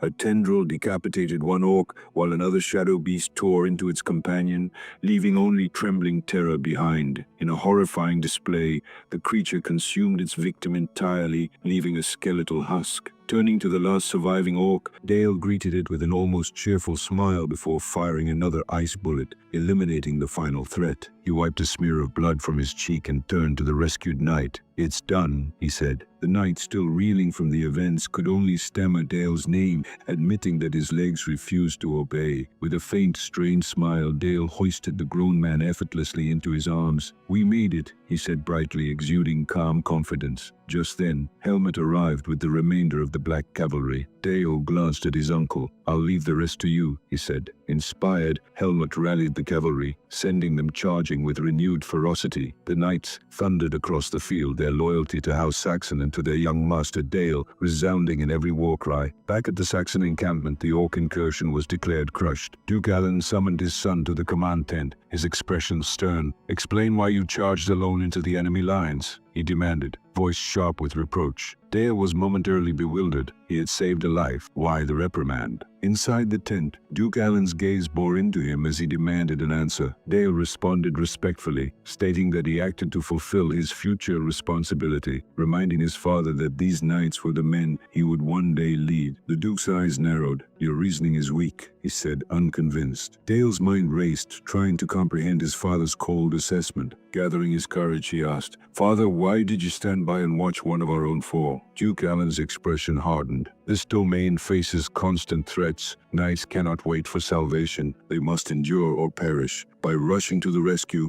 you risk planting a dangerous belief that someone will always save them," he continued, his tone severe yet measured. "How many knights clinging to dependency could survive on a true battlefield? Our duty is to sharpen blades, to push ourselves to the limit. Only then will I, as their lord, intervene. That is the weight of House Saxon's legacy." Dale listened, recognizing the cold logic in his father's words, a truth he had forgotten in his new life. As the lesson sank in, Duke Allen's demeanor softened. He placed a hand on Dale's shoulder. "I am impressed by your resolve. Never lose that spirit," he said. Dale acknowledged the guidance with a firm, respectful salute. With the fatherly instruction complete, Duke Allen declared it was time for his son to return to the castle. The tale of Dale rescuing the fallen knight quickly became the subject of heated gossip, rapidly growing into an exaggerated legend claiming he had single-handedly slain 1,000 orcs. Dale, deeply embarrassed by such wild stories, could only attempt to hide his reddening face. A few days later, at the training grounds, Dale was met with a line of knights kneeling in respect, their reverence almost overwhelming. Flustered, he tried to insist that such formality was unnecessary. At that moment, Helmut appeared, grinning broadly, proudly urging his nephew to stand tall. Rallying the knights, Helmut proclaimed they must all grow stronger for their young master, and the assembled warriors roared their agreement. Dale could only respond with an awkward, self-conscious smile, touched by their unwavering devotion. A maid soon announced the arrival of guests from House Orheart. Helmut prepared to escort Dale to meet them, and Dale recognized the significance immediately. House Orheart, once a noble house of the fallen Teutonia kingdom destroyed by the Empire, was led by the legendary divine sword, Bardel. Observing his uncle, Dale noticed a subtle change in Helmut's expression, realizing he was recalling the revered figure who had guided him into knighthood. Aware the meeting could be tense, Dale and Helmut cautiously peered into the throne room. Duke Allen and Duchess Eleanor were seated, awaiting the visitors. An attendant announced the guests, and the Duke instructed Dale and Helmut to escort them inside. A woman dressed in formal attire, her face partially hidden beneath a veiled hat, entered with a young blonde-haired girl. She introduced herself as Vanessa Orheart, bowing respectfully to Duke Saxon, then presented her daughter, Charlotte Orheart. The young girl's expression was fiery and defiant, and Dale sensed the sudden tension immediately. Charlotte confronted her mother angrily, demanding to know why she was showing deference, but Vanessa attempted to calm her. Duke Allen intervened smoothly, displaying understanding for Vanessa's hardships. To diffuse the awkwardness, he asked Dale to escort Lady Charlotte around the castle. Dale, polite and composed, offered his hand with a gentle smile, inviting her to follow him. Charlotte, however, recoiled with a sharp slap, warning him not to touch her. Dale was momentarily stunned by the hostile response, and the sudden outburst left the throne room in shocked silence. Vanessa hurried forward, scolding her daughter and demanding an apology, but Charlotte ignored her, letting out a frustrated cry before storming from the room, slamming the door behind her. In the tense quiet, Vanessa apologized profusely for her daughter's behavior, explaining that recent events had left her emotionally shaken. Duchess Elena, concerned, inquired further. Vanessa revealed that a new overseer, Count Brandenburg, known as the Pig King, had been assigned to their lands. In his twisted pursuit of an heir, he preyed upon skilled swordsmen, and his vile obsession had extended even to young Charlotte. She had barely escaped his grasp, but the traumatic memory remained vivid. Vanessa concluded, pleading with the Duke to take her daughter under the protection of House Saxon, ensuring Brandenburg could never harm her again. Meanwhile, Dale found Charlotte wandering the training grounds. He called to her and she turned, still visibly upset. He asked if she knew where she was headed, but she replied defiantly that she did not care. With a friendly smile, he inquired about her hand, bruised from the earlier slap, and she confirmed it was fine. Observing her, Dale noticed traces of tears and recognized that beneath her abrasive exterior, she was still a frightened child. Suddenly, Charlotte's demeanor shifted entirely. Her eyes blazed with determination as she drew her sword with swift precision. She challenged Dale, commanding the young master of House Saxon to engage her in a duel. Dale stood frozen for a moment, astonished by the boldness and aggression of her demand. On the snow-covered training grounds, Charlotte leveled her blade at him, insisting he fight. Dale, however, responded with a confident smirk, teasing her for a reason, referencing the tale of the man reputed to have slain 1,000 orcs to save a single knight. Charlotte, however, was not amused. She declared her intent to defeat him, the one said to be unbeatable, to prove her own strength to the world and demonstrate that she could protect her house from any threat. When Dale questioned her, learning she named Count Brandenburg, the so-called Holy Swordsman, as her greatest adversary, a wave of pure rage washed over him. Memories of Brandenburg, the Empire's traitorous agent who had killed him in his previous life, surged through him. Despite the fury, Dale's strategic mind took hold. Seeing that they shared a common enemy, he realized Charlotte could become a valuable ally, but first, she would need a dose of reality. With a fluid motion, Dale turned on his heel and strode toward a barrel of practice swords, leaving Charlotte momentarily perplexed. He retrieved a short sword, turning back with a faintly condescending smirk, remarking that she was still just a child, naive and inexperienced. Then, with a casual challenge, he invited her to attack with everything she possessed. Incensed, Charlotte gritted her teeth and lunged, her rapier glowing with a faint green aura as she unleashed a potent strike. To her astonishment, Dale effortlessly intercepted the blow with his modest training blade. Their swords clashed repeatedly, sparks flying as Charlotte's frustration grew. She launched a relentless barrage, but Dale met each strike with calm precision, reading her movements like an open book. As they dueled, Dale studied her technique. He noted her skillful deflections, precise wrist flicks, and the subtle aura she channeled, using it to compensate for wielding a weapon far too heavy for her frame. The duel intensified, both combatants pressing their limits. Charlotte, tapping deeper into her aura, pushed beyond normal human capacity. Their blades collided with a burst of energy,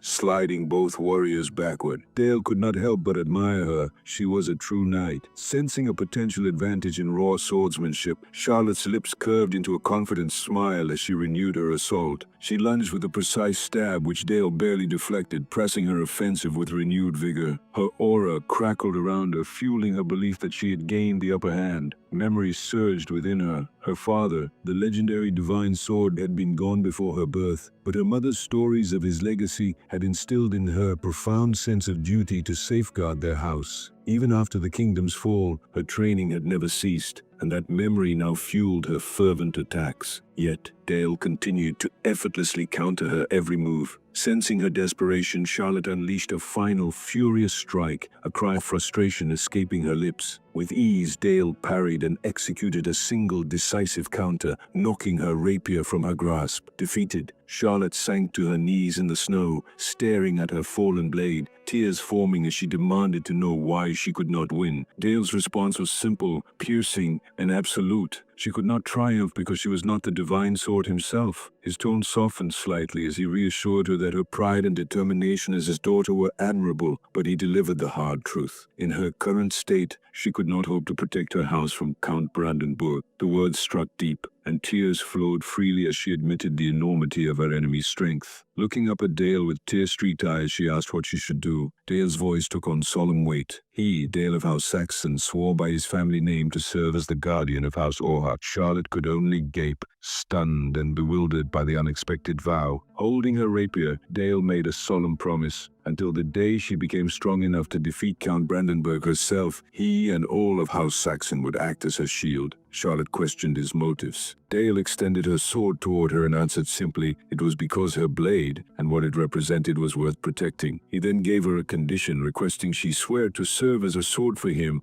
and for House Saxon. After a moment of thought, a small, determined smile broke across Charlotte's face, and she accepted, kneeling to take her own oath. She raised her voice, solemn and unwavering, and declared, I, Charlotte Orheart, Swear upon my honor as a knight." Though it might have appeared a youthful promise, the determination and gravity behind their words were undeniable, forging a true and unbreakable pact upon the snow-dusted training grounds. Later that afternoon, within the stately office of Duke Alan Saxon, the matter was formally resolved. At Lady Vanessa's request, Charlotte was officially inducted as a maid of House Saxon. The Duke's eyes widened in mild astonishment at how readily his son had accepted the arrangement. "Curious," he inquired, "what transpired between you and the girl?" Dale recounted the events succinctly, explaining that he and Charlotte had exchanged solemn promises, invoking the name of House Saxon to bind their oaths. The Duke's face darkened, a hint of reproach in his tone as he asked, "Did you call upon our family name merely out of pity?" Dale's reply was firm, unwavering. "No, father, I did not." He continued, outlining his rationale with measured confidence. Charlotte, he explained, was the sole descendant of the legendary divine sword, possessing extraordinary potential. By forging a new pact, they had secured a formidable ally for the future. His true goal, he declared, was to cultivate a new wielder of the divine sword, one who would eventually serve the interests of their duchy. Duke Alan, initially surprised by his son's strategic foresight and ambition, soon allowed a proud, approving smile to grace his features. "Good," he said simply, his voice carrying both satisfaction and quiet pride. Dale, inwardly pleased, reflected that with the last scion of the divine sword's lineage now under House Saxon's roof, he had dealt a significant blow to that wretched Brandenburg. The scene then shifted to Malberg, the former capital of the Teutonia kingdom. Within the imposing walls of Count Brandenburg's castle, the Count was seething with rage. He slammed a wineglass onto his desk, shards scattering, and demanded furiously to know how the insolent Duke Saxon had dared to move first and claim Charlotte. A subordinate bowed nervously, offering a meek apology. Brandenburg's fist crashed against the desk in fury as he berated his men, condemning them as incompetent fools unable to capture a single young girl. The subordinate stammered that assassins had been dispatched but were all slain before reaching the Saxon estate, adding that it was suspected Charlotte Orheart herself had fended them off. Disgusted, Brandenburg dismissed his men with a wave of his hand, deeming them utterly useless. He strode toward a magnificent sword displayed prominently in the room, resting a hand on its hilt while reminiscing about past triumphs. A flash of memory revealed his treachery, the dark moment he had stabbed Hanong in the back. In the present, he held the holy sword Durandal and addressed it with a twisted reverence. With a disturbing, leering smile, he called Charlotte his beloved fiancée and whispered to the blade that it must wait just a little longer. Licking the steel, he swore he would secure the perfect heir to inherit the sword, no matter the cost. Turning to his subordinate, Brandenburg issued a new ruthless command. He ordered contact with the Thieves' Guild, instructing them to send their operatives into Duke Saxon's territory. With a cold, sinister grin, he promised to pay whatever the rogues demanded, commanding them to capture the wretched Charlotte Orheart at any price. A week had passed quietly since Charlotte pledged her oath. Having adapted to her new role, she endured the rigorous discipline of maid training while incorporating daily sparring sessions with Dale into her routine. On the training grounds, Helmut presided as referee, his composed voice resonating through the courtyard as he asked if both combatants were prepared. Dale responded confidently, while Charlotte gave a brief grunt of affirmation, her lips curling into a faint but eager smile. At Helmut's command to begin, their blades clashed in an instant, the sharp ring of steel echoing in the air. Dale's movements were swift and fluid, his twin short swords weaving a deadly pattern as he pressed forward. Charlotte met his relentless strikes with steady precision, her focus unwavering. Helmut observed them in silence, a flicker of disbelief crossing his usually calm expression. Were these truly children before him? Their speed, intensity, and lethal intent spoke of fighters far beyond their years. The duel continued in a blur of motion until Dale suddenly drew his cloak forward, concealing his sword. The deceptive feint caught Charlotte momentarily off guard, irritation flashing in her eyes. Before she could retaliate with full force, Helmut intervened, appearing between them in a blink, his hand catching her wrist as her blade halted mere inches from Dale's cheek. With composed authority, Helmut commended both of them, calling it an excellent exchange. But Charlotte brushed off the praise as hollow, demanding to know what she still lacked. He asked if she understood the rapier's true nature. "Thrusting," she answered firmly. Helmut shook his head. "No, the rapier's essence lies not in its thrust, but in its footwork." He analyzed their final exchange, pointing out how Dale had sidestepped her strike and closed the distance. "At that moment," he explained, "you should have widened your stance and reset your range.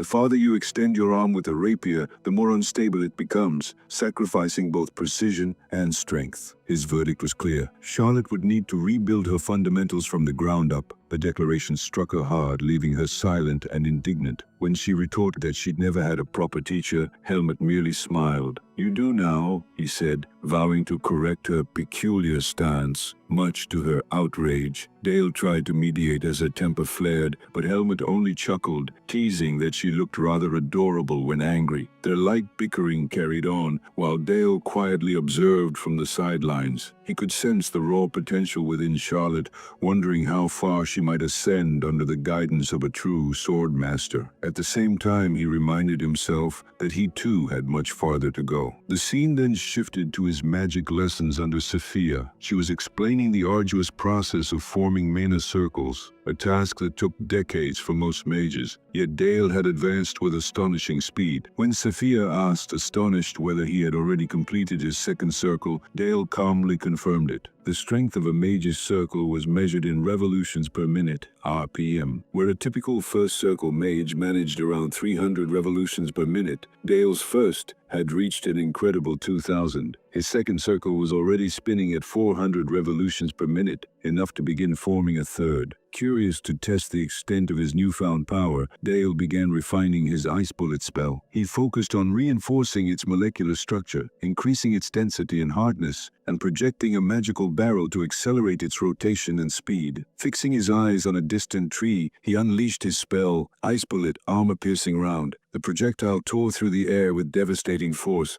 striking its target before detonating into a violent burst of freezing energy. When the icy mist dispersed, only a crater remained. Sophia stared in disbelief. "What in the world?" she murmured. Dale remained composed, quietly analyzing the results and noting how the second circle had multiplied the spell's power. Sophia's astonishment softened into pride. "Your progress is extraordinary," she said warmly. He replied modestly, "It's only because of your guidance." For a moment, her expression softened. Remembering the night he'd saved everyone and his selfless resolve since then, Sophia felt a surge of affection. Without warning, she stepped forward and pulled him into a gentle embrace. "You truly are my proud student," she whispered. The sudden closeness caught Dale off guard. His cheeks flushed crimson, his mature mind from another life scrambling to comprehend the awkward warmth of the moment. The next dawn found him alone in the courtyard, pale light washing over him as he practiced in silence. He still couldn't shake the memory of Sophia's unexpected hug. "She probably just sees me as a child," he muttered, shaking his head before focusing on his training. Summoning a jagged ice wall before him, he prepared a new variation of his spell, a shotgun pattern. Ice Bullet, 12 gauge, 00 buckshot. The main projectile shattered midair, scattering into dozens of smaller shards that tore into the ice wall in rapid bursts. The fragments ricocheted toward him, but Dale calmly summoned a hexagonal barrier, deflecting them with practiced ease. Satisfied, he smiled faintly and made a note to attempt a slug round next time. Just then, a familiar voice called out his name. Turning toward it, Dale saw Charlotte emerging from between the snow-laden trees. She remarked that she had finally discovered where he had been training. Dale asked if she had been practicing as well, and she nodded,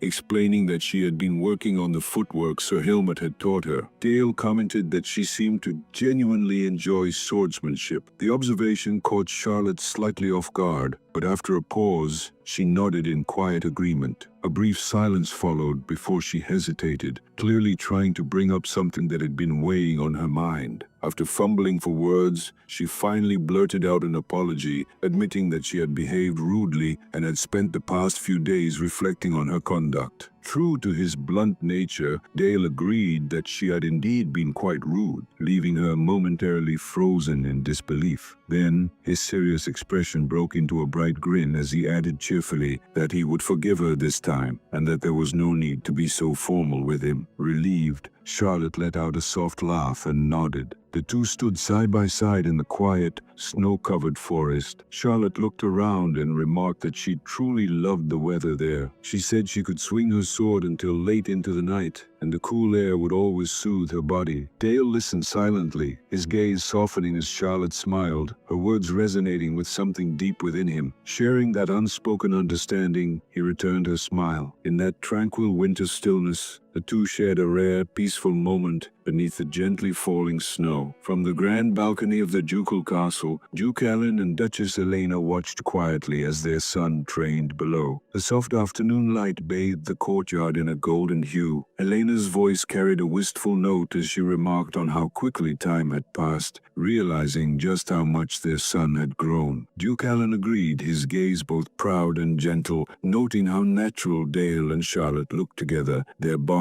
seeming effortless and genuine. With warm smiles, the couple decided to simply watch over them. Elena believed it was a mother's duty to quietly support her son in following the path of his true feelings. Before long, the setting shifted to the city slums, a place of cracked stone streets and fading hope. Dale explained that his mother, Duchess Elena, had long dedicated herself to helping the poor, providing food, clothing, and work for those in need. This year, both he and Charlotte had joined her charitable efforts, accompanying her on each visit to the slums. During one such visit, a frantic boy suddenly rushed toward Charlotte. His face was streaked with tears, his voice trembling as he begged for help. He cried that his mother was in danger and pleaded for Charlotte to come with him immediately. Concern flashed across Charlotte's expression, and without hesitation she agreed to follow him, Dale close behind. As they ventured deeper into the winding alleys, Dale's instincts stirred uneasily. The streets grew narrower and dimmer, their footsteps echoing in eerie silence. He noticed how far they had strayed from their escort nights, and a chill of suspicion crept into his chest. Why had the boy sought Charlotte, a child, rather than asking any adult for help? The inconsistency struck him like a warning bell. Scanning their surroundings, Dale's sharp gaze caught movement atop a nearby rooftop. A hooded man was watching them. His eyes narrowed as he spotted a faint emblem stitched onto the man's sleeve, the mark of the Thieves' Guild, subordinates of Count Brandenburg. Cold realization settled over him. Their target was Charlotte. The trap could not have been more obvious. The boy led them into a desolate alleyway, then hesitated and muttered that he would go fetch his mother. The moment he vanished into the shadows, several cloaked figures emerged, surrounding Dale and Charlotte in a tightening circle. Their green-haired leader stepped forward, a mocking smirk twisting his lips. "What are two noble children doing in a place like this?" he sneered, his tone dripping with contempt. He added coldly that they only needed the girl, and it would be wise for Dale to leave while he still could. Dale did not move. A faint, confident smile curved across his face, calm yet chillingly resolute. Stepping in front of Charlotte, he stood firm, the air around him sharpening with silent intent. He reaffirmed his vow in his heart. He, Dale of House Saxon, would protect the daughter of House Orheart. The leader chuckled darkly, calling Dale's resolve noble but foolish. With a cruel grin, he warned that the boys should learn what the real world was like. Around him, the thugs unsheathed their daggers, their blades glinting in the dim light. Charlotte leaned closer, whispering nervously that she had left her sword behind. Dale's voice remained calm and steady as he told her not to worry. Inwardly, he thought, "This is the perfect chance to test my new self-defense technique." Then, just as the assassins sprang from the rooftops to strike, the air erupted with violence. From Dale's shadow cloak burst a swirling tempest of dark violet energy, pulsing with fierce, unrestrained power. The explosion of force sent a shockwave rippling through the alley,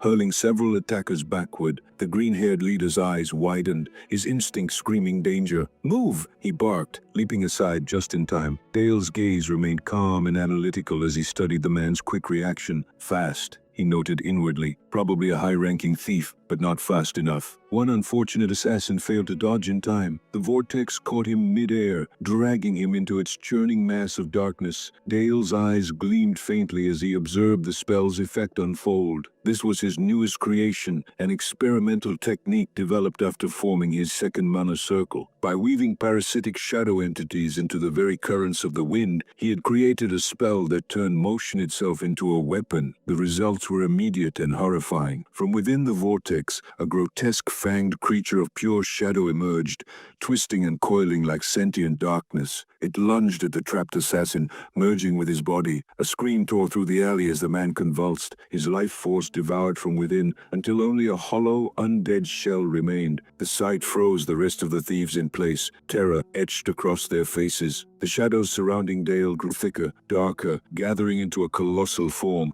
A monstrous corpse-like figure took shape, a towering being of sinew and shadow, its claws long as blades, its eyes burning with violet light. When it opened its maw, an ear-splitting shriek ripped through the night, shaking the alley walls. One of the men gasped, his voice trembling. "You undead!" The others staggered back, feeling the creature's oppressive aura press down on them like a physical weight. Fear clawed at their minds. The leader's jaw tightened. "Attack!" he roared. Despite their trembling, the men obeyed, rushing forward with desperate cries. Snarling at their hesitation, the leader cursed and decided to act himself. He vanished in a blur of green light, reappearing as a dozen phantom images that encircled Dale from every direction. "Let's see you block this noble brat," he hissed. His hands flicked, launching a storm of glowing daggers infused with toxic green aura. But Dale didn't move. The shadows at his feet surged upward, solidifying into a spiraling barrier. Each dagger struck and shattered harmlessly, scattering into sparks against the impenetrable defense. The leader's grin faded, disbelief twisting his face. "Impossible." Dale's eyes narrowed. "My turn." A radiant blue magic circle flared beneath his feet, cold air crackling around him. Ice bullet, double-barreled 12-gauge buckshot. He fired. A thunderous blast of freezing energy tore through the air, unleashing a spread of high-velocity ice projectiles. The volley struck the leader mid-leap, ripping through his limbs and chest, hurling him violently into the ground. Charlotte, peering from behind a crumbling wall, called out in shock. "Dale!" The alley had become a frozen graveyard. Blood stained the stones. Bodies lay motionless, and in the center stood Dale, silent, unshaken. His summoned undead knelt beside a corpse, tearing into flesh with mechanical savagery. The green-haired leader coughed blood, struggling to his knees. Dale watched with detached interest. So he's an aura wielder, tougher than the rest. The thief glared at him, defiance burning in his fading eyes. "It's not over." Before he could move, Dale raised his hand. The shadow cloak flared once more, tendrils of darkness bursting outward in a violent storm. The whips of energy sliced through the remaining assassins in a blur of motion. The undead beast joined the carnage,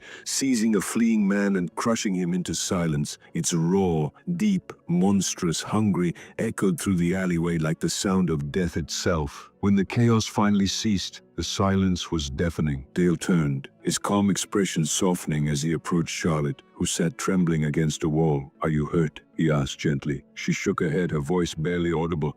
I'm fine." Then came a faint, ragged sound. The last surviving assassin, wounded and terrified, crawled across the ground, dragging his mangled leg. He screamed as he tried to flee. Without hesitation, Dale conjured a shard of ice beneath his foot and flicked it forward. The projectile shot through the air, impaling the man's leg and pinning him to the cobblestone. The undead creature lumbered closer, its shadows swallowing the light around it. "Wait, please," the man begged. "I'll tell you everything. Everything I know." Dale regarded him coldly. "Everything." The man nodded frantically, desperation twisting his voice. But Dale's expression didn't change. To him, the man's words were meaningless. Without another word, he lifted his hand. A single ice bullet shot forward, piercing the man's skull cleanly. The body slumped to the blood-soaked ground, lifeless. Standing still, Dale looked down at the corpse, his tone quiet and emotionless. "I wasn't particularly interested." The alley grew silent once more, as darkness swallowed the blood-stained street, leaving behind only stillness and the trembling form of Charlotte. Standing amidst the carnage, Dale exhaled softly, his voice low yet steady. He told her that what she had witnessed, the merciless might that had destroyed their attackers, was the true face of House Saxon, a power both fearsome and necessary. The same power, he said, that would forever exist to protect her. When he asked if she was frightened, Charlotte hesitated before answering with quiet honesty. "A little," she admitted, her voice barely above a whisper. But then, with a faint smile, she added, "It's all right, because you did it for me." Her trembling ceased as she met his gaze, eyes clear and resolute. Once more she repeated the vow she had made in the past, that if his family would stand as her shield, then she would become his sword. Determination flared within her, burning away the fear. She thanked him for showing her a future worth believing in, a path she wished to walk at his side. She swore to become stronger, no matter what it required. Dale watched her in silence, a faint stir echoing within his chest. a mixture of pride, sorrow, and something deeper he could not name. He realized then that his decision to accept Charlotte had not stemmed solely from her potential. Somewhere within him lingered the guilt of a man he had slain in a former life. Sir Bardell. Her words about becoming his sword carried a meaning far heavier than even she understood. Far away in the cold heart of Brandenburg Castle, Count Brandenburg slammed his fist against his desk. The impact rattled the ink bottle beside a sealed letter, an official summons marked with the sigil of House Saxon. His lips twisted in disgust. An invitation from the Black Duke himself. The Count's jaw clenched as he muttered a curse under his breath. He knew he couldn't refuse. The Duke's authority was absolute. Even the Emperor's sword could not defy a direct command from the ruler of Saxon. Days later, Count Brandenburg arrived at Saxon Castle, its towering gates opening to reveal the grand hall beyond. At its center sat Duke Alan Saxon, composed and unreadable upon his obsidian throne. Standing at his right was Dale, the young heir, calm and confident. Count Brandenburg, the Duke greeted coolly, his tone polite yet edged with power. The Count offered a mocking bow, his voice laced with venomous courtesy. "Why, Your Grace, what could be more urgent than a personal summons from the illustrious Duke of Saxon himself?" Inwardly, he sneered. Cunning little vipers, the both of them, he thought, his gaze flicking toward Dale and Charlotte. The Duke's expression remained unchanged. "The Empire," he said evenly, "has expressed great concern over the kidnapping attempt that occurred within my territory." Then his eyes sharpened. "I believe you already understand why you were summoned." Brandenburg chuckled bitterly, feigning ignorance. "Surely Your Grace doesn't suspect the Emperor's loyal sword of such a disgraceful act?" But as the final word left his mouth, the air shifted. A heavy, suffocating pressure filled the chamber. Darkness pooled at the Duke's feet and began to spread,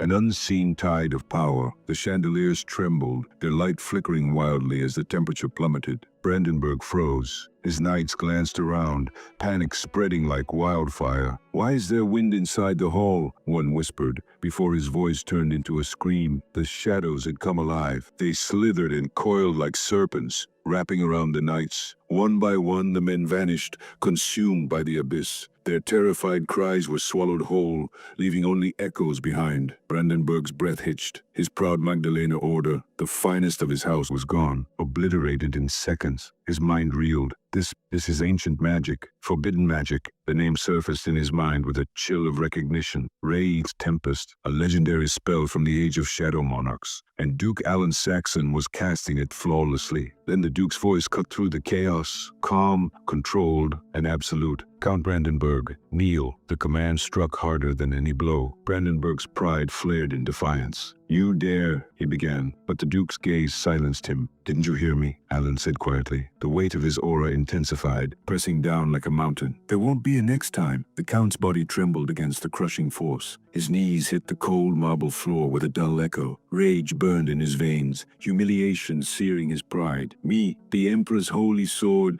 kneeling before this demon Duke. The Duke regarded him from above, eyes glacial and merciless. "Do not mistake my restraint for weakness," he said. "This meeting was granted for the sake of peace." Then his tone darkened, each word sharp enough to wound. "But hear this. Should you ever lay a hand on the children of Saxon again, I will personally erase every last trace of the Brandenburg name from this world." The threat hung heavy in the air, more terrifying than any spell. For a long moment, silence reigned. Then, leaning back in his throne, the Duke spoke once more, his voice dripping with cold irony. "Now, Count, before you depart, feel free to warm yourself by the fire. I wouldn't want you catching a chill." Brandenburg forced a strained smile, his fury hidden behind feigned composure. "Your generosity is overwhelming, Your Grace," he said bitterly, "but I believe I've overstayed my welcome." With a dismissive flick of his hand, the Duke replied, "You may go." As Dale stood beside his father, silent and unmoving, yet his thoughts surged beneath the calm surface like a storm-tossed sea. He watched every moment unfold, the humiliation of Count Brandenburg, the oppressive weight of his father's power filling the grand hall, and he understood what it signified. The Black Duke had just forced one of the Emperor's most loyal vassals to kneel. That single act would ripple across the empire like wildfire, a scandal that would echo through every noble court and royal chamber. It was more than a display of dominance. It was a declaration, a warning. Dale's eyes hardened. This was the spark that would ignite the coming tempest. The balance of the empire would shatter, and when that day arrived, their role would be unmistakable: to sever the head of the so-called Sword of Sanctity and reshape the fate of the realm itself. By the time word of Count Brandenburg's humiliation reached the far corners of the empire, Duke Dale Saxon was already seated within his study. The air was thick with silence, heavy enough to still the ticking of the clock. Before him lay several corpses, the mangled remains of the thieves who had dared to strike at Dale. The metallic scent of blood hung faintly in the air. Standing across from the Duke was Sophia, the renowned instructor, whose expression remained calm, yet her eyes reflected unease. "So," she murmured softly, "these men were felled by the young master?" The Duke inclined his head. "Yes," he replied, his tone even, almost proud. "Every last one." Sophia's gaze lingered on the lifeless bodies. Her thoughts wavered, a shadow of doubt flickering through her mind. Had her teachings led him too far? Had her lessons bred not restraint, but ruthlessness? Sensing her silent turmoil, Duke Allen spoke again. "You fear he has strayed," he said, his voice measured but firm. "But his gift is unlike any other. If we are to guide that power, it will require not control, but understanding. And for that, I need your wisdom." Her eyes lifted to meet his as he continued. "I want you to serve House Saxon, not merely as his instructor, but as its chief advisor." The words left her momentarily speechless. To accept such a position meant far more than an honor. It was a binding oath. To stand with the Saxons was to step into their shadow and share in their destiny. The Duke leaned back, his expression softening just slightly. "Dale relies on you," he said quietly, "more than he realizes. His potential has already begun to surpass even my reach. To shape him, to teach him how to wield his strength without losing himself, that will fall to you." A long silence passed between them. Then, with a steady breath, Sophia nodded. "Very well," she said at last. "I will accept." Her tone carried both resolve and resignation. She understood the gravity of her choice. From that moment onward, she would no longer merely instruct Dale Saxon. She would walk beside him, deciphering the depths of his thoughts, his instincts, and the cold, calculating logic that drove him. Time flowed swiftly, and soon the day of Dale's 10th birthday arrived, a grand celebration held in the opulent banquet hall of House Saxon. Yet this year's gathering carried a different air. Among the noble guests stood several figures aligned with the Emperor's faction, their presence an unspoken message. The most distinguished among them was Marquis Eurus, whose arrival drew every gaze. The Duke welcomed him with due respect, and the Marquis stepped forward, offering a courteous greeting to the young lord. As laughter and music filled the hall, the guests praised the splendor of the feast, the aroma of fine dishes, the glittering decor, and the Duke's hospitality. They whispered in admiration, remarking that such magnificence was astonishing for a province so distant from the imperial capital. Their earlier doubts about the northern duchy's prosperity now seemed unfounded. Standing amid the polite chatter, Dale silently observed the scene. He recognized these guests for what they were, the Empire's central nobles, the very core of the Emperor's faction. Their attendance was not an act of goodwill, but a veiled reminder. It was a warning from the imperial family, a sign that they had not forgotten the humiliation of Count Brandenburg,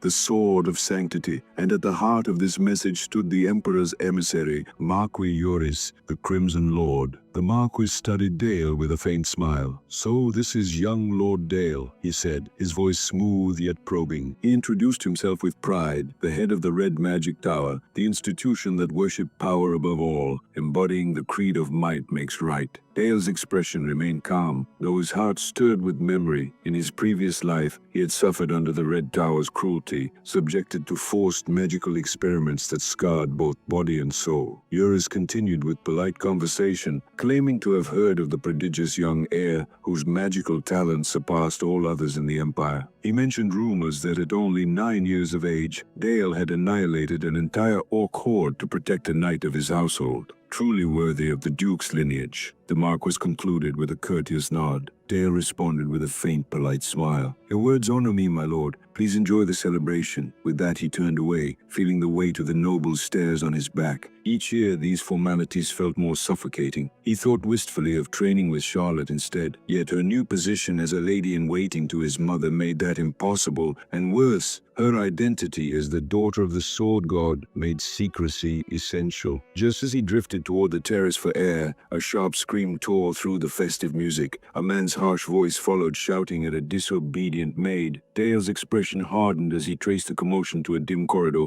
There he saw a corpulent noble pressing a terrified maid, Eve, to the floor, his face flushed with drunken rage. "Let go," she pleaded. "I serve House Saxon." The man sneered. "How dare a filthy servant speak that name? It's the young lord's birthday, everyone's celebrating, and you'd spoil the mood?" His lips twisted into a cruel grin. "Better you entertain us instead." Dale's eyes turned cold as he stepped forward. "What exactly do you think you're doing?" The man froze. Startled to find the young heir standing there, he stammered, Young Lord Dale, this is merely—" Dale's silence cut sharper than any blade. Petro, that was the man's name, tried to recover, laughing crudely. "Ah, you're still young, my lord. Perhaps you've never known a woman. Shall I teach you?" He pressed a knife against Eve's trembling neck. Ignoring the provocation, Dale said calmly, "Eve, don't be afraid. You'll be safe soon." His gaze turned icy. In a world ruled by status, a low noble like Petro would never expect a duke's son to act against an imperial guest. Dale took advantage of that arrogance. A flicker of mana flared in his palm, then a burst of frost. Ice surged forward, striking Petro and sending him sprawling. Dale stepped closer, his tone sharp as winter steel. "Kneel." "What?" Petro sputtered, furious and confused. "I said kneel," Dale repeated, his eyes unyielding. "Apologize to Miss Eve. She's a member of House Saxon's household, and you will treat her as such." Petro's outrage flared. "How dare you? I represent His Majesty himself. To strike me over a lowly—" Dale's voice cut through his protest like a blade. "Tell me then," he asked coolly, "does His Majesty the Emperor take pleasure in violating other men's servants?" The corridor fell silent. Petro's face drained of color, and even the air seemed to freeze around Dale's quiet fury. At that very moment, Duke Alan Saxon, Marquis Eurus, and several guests entered the corridor, their footsteps echoing through the tense silence. Marquis Eurus surveyed the scene with a faint, amused smile. "Now this is quite the intriguing sight," he remarked, his tone light but his eyes sharp. The Duke's gaze shifted to his son. "Dale," he said evenly, "what is the meaning of this uproar?" Dale bowed slightly, his expression calm. "Father, this man Petro attempted to violate one of House Saxon's maids." A murmur swept through the guests. One of the nobles from the imperial faction chuckled derisively. "And for such a petty matter, young Lord Dale would dare treat Sir Petro with such disrespect?" Seizing the moment, Petro fell to his knees and began to complain bitterly. "My Lord Duke, your son has overstepped. He struck me without cause, behaving rashly before. Who allowed you to stand?" Dale's voice sliced through the man's words like ice. The command was cold and absolute. Petro froze, trembling under the young lord's gaze. Dale turned to the assembly of nobles. "The guests from the imperial capital," he said evenly, "carry the honor of representing His Majesty the Emperor. Yet this man dared to sully that name by assaulting one of our household servants. His actions were not only shameful, but an insult to the Emperor himself. I could not permit such disgrace." A moment of stunned silence followed,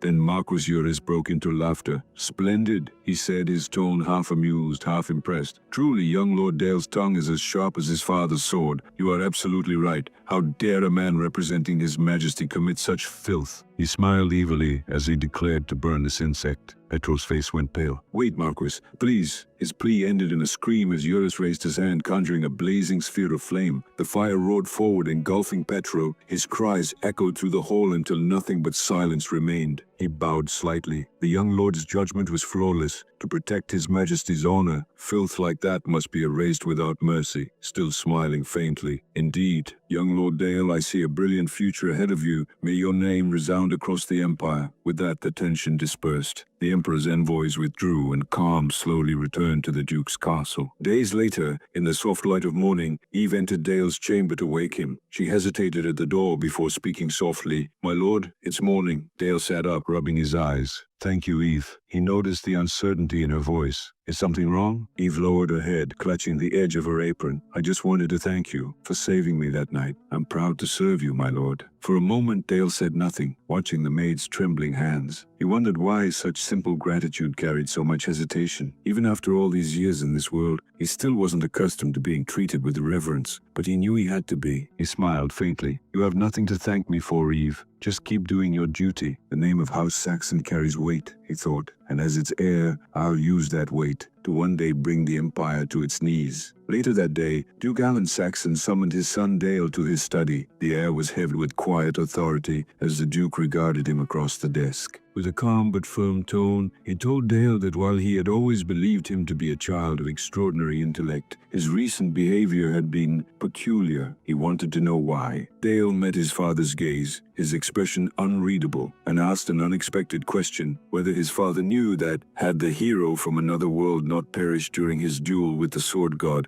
Lord Bardell, his next target would have been none other than the Duchy of Saxon itself. The Duke froze, startled by the boldness of the claim. "That's quite an accusation," he said slowly. "What makes you so certain?" Dale hesitated for a moment, weighing his words. "In truth," he thought, "I know this because in my past life I heard whispers of the Empire's schemes against House Saxon." But aloud, he changed his reasoning. He explained that the Empire had decided to eliminate the hero after realizing his immense strength had grown beyond their control, that their so-called champion had become a potential threat. Despite the hero's triumph over the Demon King, the Empire had never fully purged the corruption that lingered in the demon lands. Instead, they had issued an outrageous decree. The Saxon family was to reclaim and purify those cursed territories, transforming them into imperial holdings. The order drained House Saxon's wealth and manpower, even as the Empire mockingly rewarded them with titles over those desolate lands. Dale's voice grew colder as he continued. As long as the darkness persisted, Saxon's burden would never end. Worse, those in the Empire and across the continent derided them as the Clan of Darkness. And just as the Empire abandoned the hero it once praised, Dale said, so too will it cast aside House Saxon when the time comes. We are its next threat. The Duke's brow furrowed. "And how do you know the hero was abandoned rather than slain in battle?" Dale replied calmly. "It's only my inference. The official records claim the hero died gloriously against Lord Battle, but the pieces simply don't fit. Everything points to the Empire discarding him once his usefulness ended." Inside, Dale observed his father's expression, realizing he had struck a chord. Few alive knew that truth. He must be astonished that I pieced it together merely through research, Dale thought. He pressed on, his tone turning grave. "If my deductions are correct, father, then the Empire's justice is nothing more than tyranny, power cloaked in righteousness, stealing from the weak under the guise of order." For a long moment, Duke Alan Saxon was silent. Then, with quiet astonishment, he murmured, "You truly see farther than most adults. Tell me then, what path do you believe House Saxon should take?" Dale did not hesitate. House Saxon and the Empire cannot coexist. One day, we must destroy it. The Duke's eyes widened in disbelief. "Dale," he said sternly, "do you understand the weight of those words?" "I do," Dale replied evenly. "I'm not speaking of immediate rebellion. I'm speaking of 10 years from now." 10 years, the Duke echoed. Dale nodded. He laid out his reasoning with startling clarity. Across the continent, countless resistance groups still longed for independence. Noble houses, including their own, secretly feared the Empire's eventual betrayal. The economy was crumbling, banditry rising, and the scars of war remained unhealed despite the illusion of peace. "When the right moment comes," Dale said, "we must be ready. Until then, we build our strength quietly by supporting the resistance movements across the regions." He continued his detailed plan for hours, speaking with conviction as dusk painted the study in gold. When he finally finished, he looked at his father and asked, "What do you think?" The Duke leaned back and let out a deep, amused laugh. "You truly are extraordinary," he said proudly. "You see further than even I do. I am proud beyond measure to call you my son." Then, with newfound gravity, the Duke declared, "From this day forward, I will no longer see you merely as my child or as the heir apparent. I will regard you as the future head of House Saxon. As one leader to another, I will listen to your counsel." Dale's chest tightened with emotion.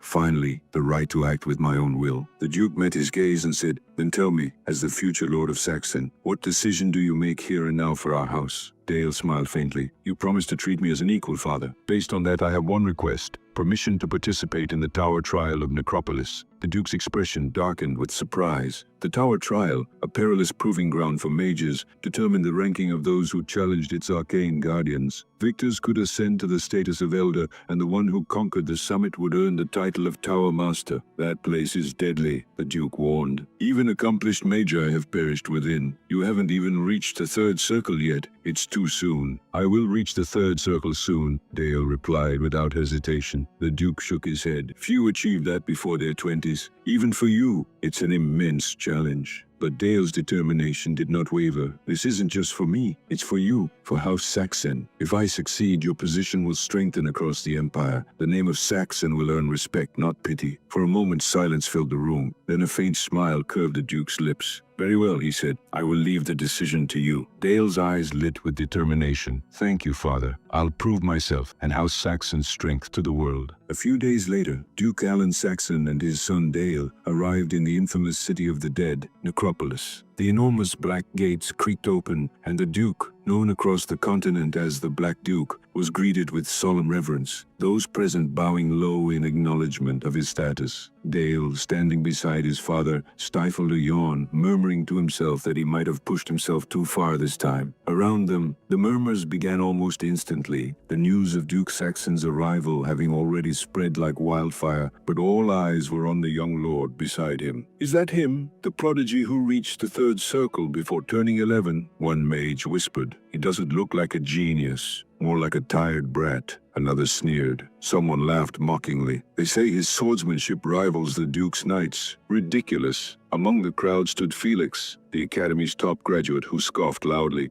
"Let's be honest, this trial belongs to me, not that spoiled noble," he declared, his voice brimming with arrogance. Ignoring the whispers, Dale followed his father to the foot of the Black Tower, where a graceful woman awaited them. She bowed deeply. "Welcome, Your Grace, Tower Master," she said, "and greetings to Lord Dale." The Duke smiled faintly. "It's been a while, Eris." Lady Eris, an elder of the tower and the Secretary-General in charge of its operations, turned to Dale and knelt slightly. "It's an honor to serve you, my lord." Dale nodded politely. "Then I'll be in your care." She smiled. "Of course, please follow me." Eris led them through the tower's cold corridors to a vast circular hall where 59 graduates from the Imperial Magic Academy were gathered, Dale's rivals in the tower trial. The air was thick with tension and ambition. Stepping onto a raised platform, Eris introduced herself. "Welcome, participants. I am Eris, Secretary-General of the Black Magic Tower. You have all come here to take the first trial. Allow me to explain the rules." She gestured toward the pendants hanging around each contestant's neck. "These are your life point pendants. Each contains 1 life point and a protection spell. The test is a free-for-all battle. When a valid strike lands using the undead within the area, your opponent's pendant will shatter and the shield will trigger, removing them from the trial. Each successful attack earns you 1 point. Collect 3 points, and you qualify for the next floor. The use of artifacts, however, will result in immediate disqualification." A murmur spread across the hall as mages began glancing nervously at one another. Dale observed quietly, thinking, so it's a simple filter to weed out the amateurs. But his presence did not go unnoticed. Whispers arose again, harsher this time. "That monster's really here? How does someone his age already reach the third circle?" Felix smirked. "Why don't we all deal with the so-called prodigy first?" A few hesitated. "But attacking the Duke's son? He's just another competitor once the test begins." Felix interrupted sharply. Dale overheard him and smiled faintly. Confident words. "Let's see if you can back them up." "Begin the trial," Eris announced. In an instant, spells flared to life. The dead scattered across the arena began to twitch and rise, transforming into undead soldiers. Felix immediately directed his minion to attack Dale, who, curiously, still hadn't moved. The undead soldier swung its rusted blade down,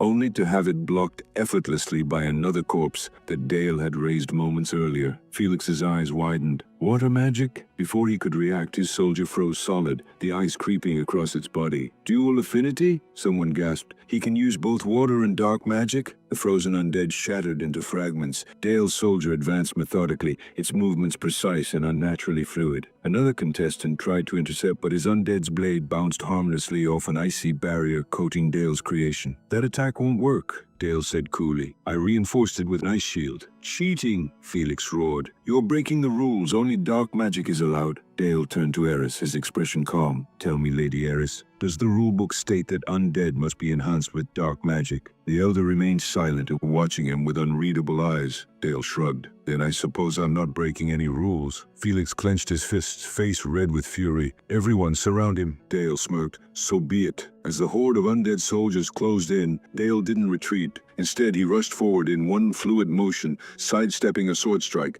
snatching the weapon from his opponent, and striking the corpse with with a black magic-empowered punch. The undead shattered instantly. He swung the stolen sword, slicing through another with ease, gasps echoing through the hall. "His sword, it's too strong," one shouted. Eris watched carefully, murmuring, "No, he's reforged the bones within the blade to increase its durability. Ingenious." Felix gritted his teeth. One by one, his undead fell. Then Dale leapt high into the air and brought his blade crashing down, cleaving Felix's final soldier in half. The top graduate froze, disbelief written across his face. A mage, fighting like a swordsman? Impossible. Dale approached him slowly, the arena silent but for the crackle of fading magic. Felix stumbled backward. "But please wait, have mercy." Dale's expression was calm but merciless. "Don't worry, you won't die, the pendant will protect you." His sword swung down, the pendant on Felix's chest shattered, and the protection spell whisked him out of the arena. "Monster," Felix whispered as he vanished. Silence hung for a moment until Eris stood and raised her voice. "The results are clear. Lord Dale Saxon is the sole survivor of the first trial, with 60 life points, the total of all competitors." The hall erupted in shocked murmurs. Dale looked around at the defeated mages and thought, This will be the first step of my ascent. Watch closely, this is where it begins." The scene shifted to the second floor of the tower trial, where the challenge required the defeat of the Guardian, a massive flesh golem. Dale reflected internally that typically, survivors from the first floor would band together to overcome this monstrous foe, but having eliminated them all earlier, he faced the trial entirely alone. Unlike the first floor, all types of magic were permitted here. Though artifacts were still banned, Dale considered this more than sufficient. He saw the trial as the perfect opportunity to establish his third circle and test the full extent of his abilities. The golem lunged at him, its massive fists swinging with crushing force, but Dale evaded effortlessly. Striking back, he wounded the creature's arm, eliciting a stunned reaction from the Guardian. A faint smile crossed his face as he began casting a new spell, Accelerated Decay. Eris, observing silently, noted that the magic Dale wielded was far from ordinary. The golem's flesh began to corrode and wither under the spell, and Eris wondered why Dale had chosen to corrode the creature rather than simply dismember it. Dale contemplated the strategy he had employed, thinking back to his past life. In that existence, biochemical warfare had been a critical tactic when confronting monsters alongside firearms. Wiping blood from his face, he mused whether observers like Eris realized that the horrors of biochemical tactics were now being manifested through black magic. By the end of the day, Dale had completed the second floor trial with unprecedented efficiency, setting a record by reaching the 10th floor. He was granted 4 days of rest before the 11th floor commenced. Meanwhile, the remaining 59 contestants were given a rare chance to retest and attempt to recover from the devastation Dale had wrought on the first floor. That evening, Dale stood alone by a fountain, the quiet of the city washing over him. Teacher Sabia approached, offering congratulations on his outstanding performance. Dale thanked her, crediting much of his success to her teachings. Then, catching her off guard, he asked if she would like to go on a date, mentioning the festival being held in Necropolis. Sabia agreed, though she thought to herself that he was still too young to grasp the full meaning of romance. Dale, with a sly smile, thought, this must be what they mean by a dark heart. The festival was alive with music, fireworks, and laughter. Sabia, noting his composure, asked if he wasn't fatigued from the grueling trial. "Not at all," Dale replied. "I have a few days before the next challenge." Silence fell between them for a moment before Dale remarked that the moon looked beautiful tonight. She nodded in agreement. Dale reflected on how easy it was to be silent with Sabia, never feeling awkward, perhaps because she had always trusted him implicitly. He thought back to the past days, when he had achieved the third circle. At that moment, he had glimpsed what Sabia often described as the scenery of the mind. To surpass the second circle, he had pushed his mana beyond its normal limits, triggering mana overflow, and had found himself transported to a strange, empty realm, his mental world, the world of enlightenment. In that void, only Sabia's hand had reached out to him. Back at the festival, Dale looked at her and realized why he was drawn to the teacher who had illuminated his empty world. Without hesitation, he declared, "I love you." Sabia froze, then asked him to repeat himself. Dale did, and she responded with a gentle smile, pulling him into an embrace. "I understand," she said softly, "and I feel the same way." Dale, thinking of the advantages of living a second life, smiled quietly to himself. A few days later, the 11th floor trial began. Dale noted that nothing had truly changed between him and Sabia since his confession. She probably considered it a childish crush from a 10-year-old. With that thought set aside, he focused entirely on the challenge ahead. Eris explained that this trial was a one-on-one magical duel, and the winner would ascend to the 12th floor. Dale faced his opponent, Albert Rosenheim, a third circle master who warned that he would show no mercy despite Dale's youth. Dale reflected that on this floor he could wield his full magical power, and with artifacts no longer restricted, the life point pendant could no longer guarantee safety. Albert prepared his assault, intending to demonstrate the gap between them. He unleashed a volley of dark arrows, each streaking toward Dale with lethal precision, mocking the boy's prior confidence. Dale, unfazed, dodged the attacks gracefully, noting to himself that Albert had begun his assault prematurely, yet no one intervened, curious to witness Dale's capabilities. "This world rewards pure skill," he mused, silently cursing the arrogance of his opponent. Albert, frustrated, summoned a horde of bloodthirsty shadow spawn, demanding their eternal loyalty. Dale watched the spectacle with mild boredom, thinking the performance was over the top,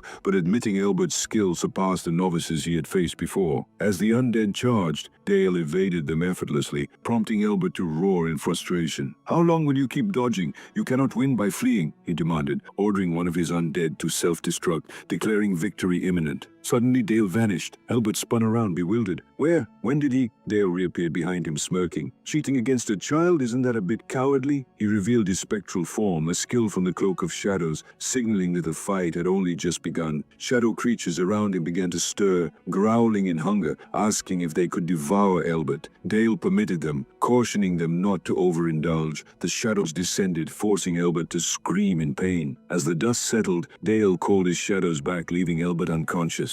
Eris declared him the winner of the first round. When asked about the next opponent, the following contestant forfeited, preferring survival over combat. From that point forward, Dale advanced automatically by forfeit through most of the rounds, only engaging in one additional battle. Through these trials, he refined and mastered his 3 magic circles, systematically defeating each floor guardian as he ascended. By the time Dale reached the 20th floor, a worthy adversary finally emerged, the Headless Knight, a guardian personally forged by one of the Black Tower's elders. This creation was unlike any foe Dale had faced before, its presence exuding overwhelming power. Observers murmured among themselves, noting that even for the prodigious young lord, this trial might mark a true limit. Dale, however, smiled faintly, thinking it would be dull if everything progressed predictably. The battle commenced, and spectators watched in stunned silence. In a shocking turn, the Headless Knight fell to its knees before Dale. With a calm voice, Dale commanded, "End yourself." The knight immediately drove its weapon into its own chest, collapsing in destruction. Dale reflected on the unusual display of loyalty, impressed that a guardian would forsake its duty to obey him. Yet he realized he might have gone too far. To compel a creation to betray its master, a Black Tower elder, was a feat he hadn't intended to reveal. Satisfied he had proven his strength, Dale decided it was time to leave. As he moved toward the exit, observers asked why he departed before fully ascending. He considered the question carefully, understanding that even if he continued, there was a boundary he could not cross. To climb higher would mean transcending the realm of monsters entirely,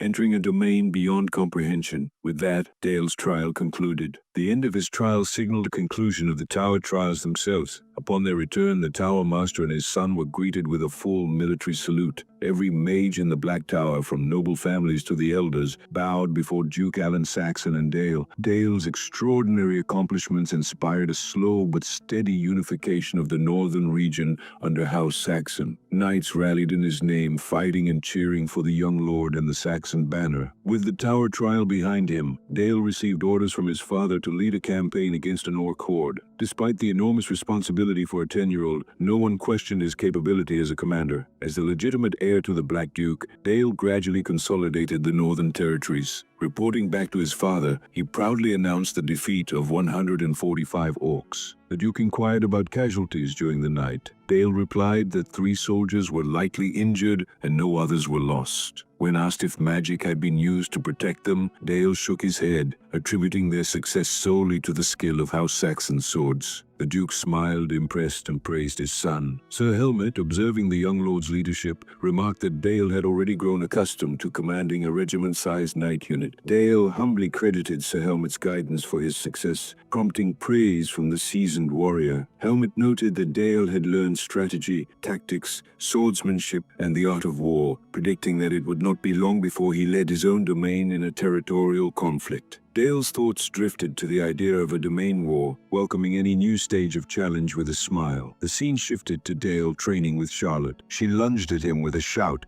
exchanging rapid, precise blows. After their sparring session, Dale commented that her skill had improved slightly. Charlotte, annoyed, chided him for speaking, as if it didn't concern him. Dale asked if he had teased her too much. She reminded him that he had reached the third circle and completed the 20th floor of the tower trial, earning widespread acclaim, and questioned whether he wasn't growing weary of the praise. Dale reassured her, encouraging her that she would grow stronger. He acknowledged her talent, noting that, despite being only 10, Charlotte's abilities were remarkable. Charlotte snapped, insisting he stop treating her like a child. Dale smiled, teasing that she was still a child, to which she countered that he was a child too. Dale chuckled, claiming he was already an adult, guided by the consciousness of his past life. Later, Sir Helmet resumed lessons with Dale, introducing the hammer and anvil tactic. He explained that the maneuver relied on cavalry breaking the enemy's flank and encircling them, while infantry blocked counterattacks, the tactic named after the process of hammering metal on an anvil. Dale noted that the tactic's success depended entirely on the black cavalry, reflecting that the fundamental nature of war remained consistent across eras. Dale asked about Charlotte's progress. Helmet confirmed her training was commendable, though not yet at his level. Her swordsmanship fundamentals were forming,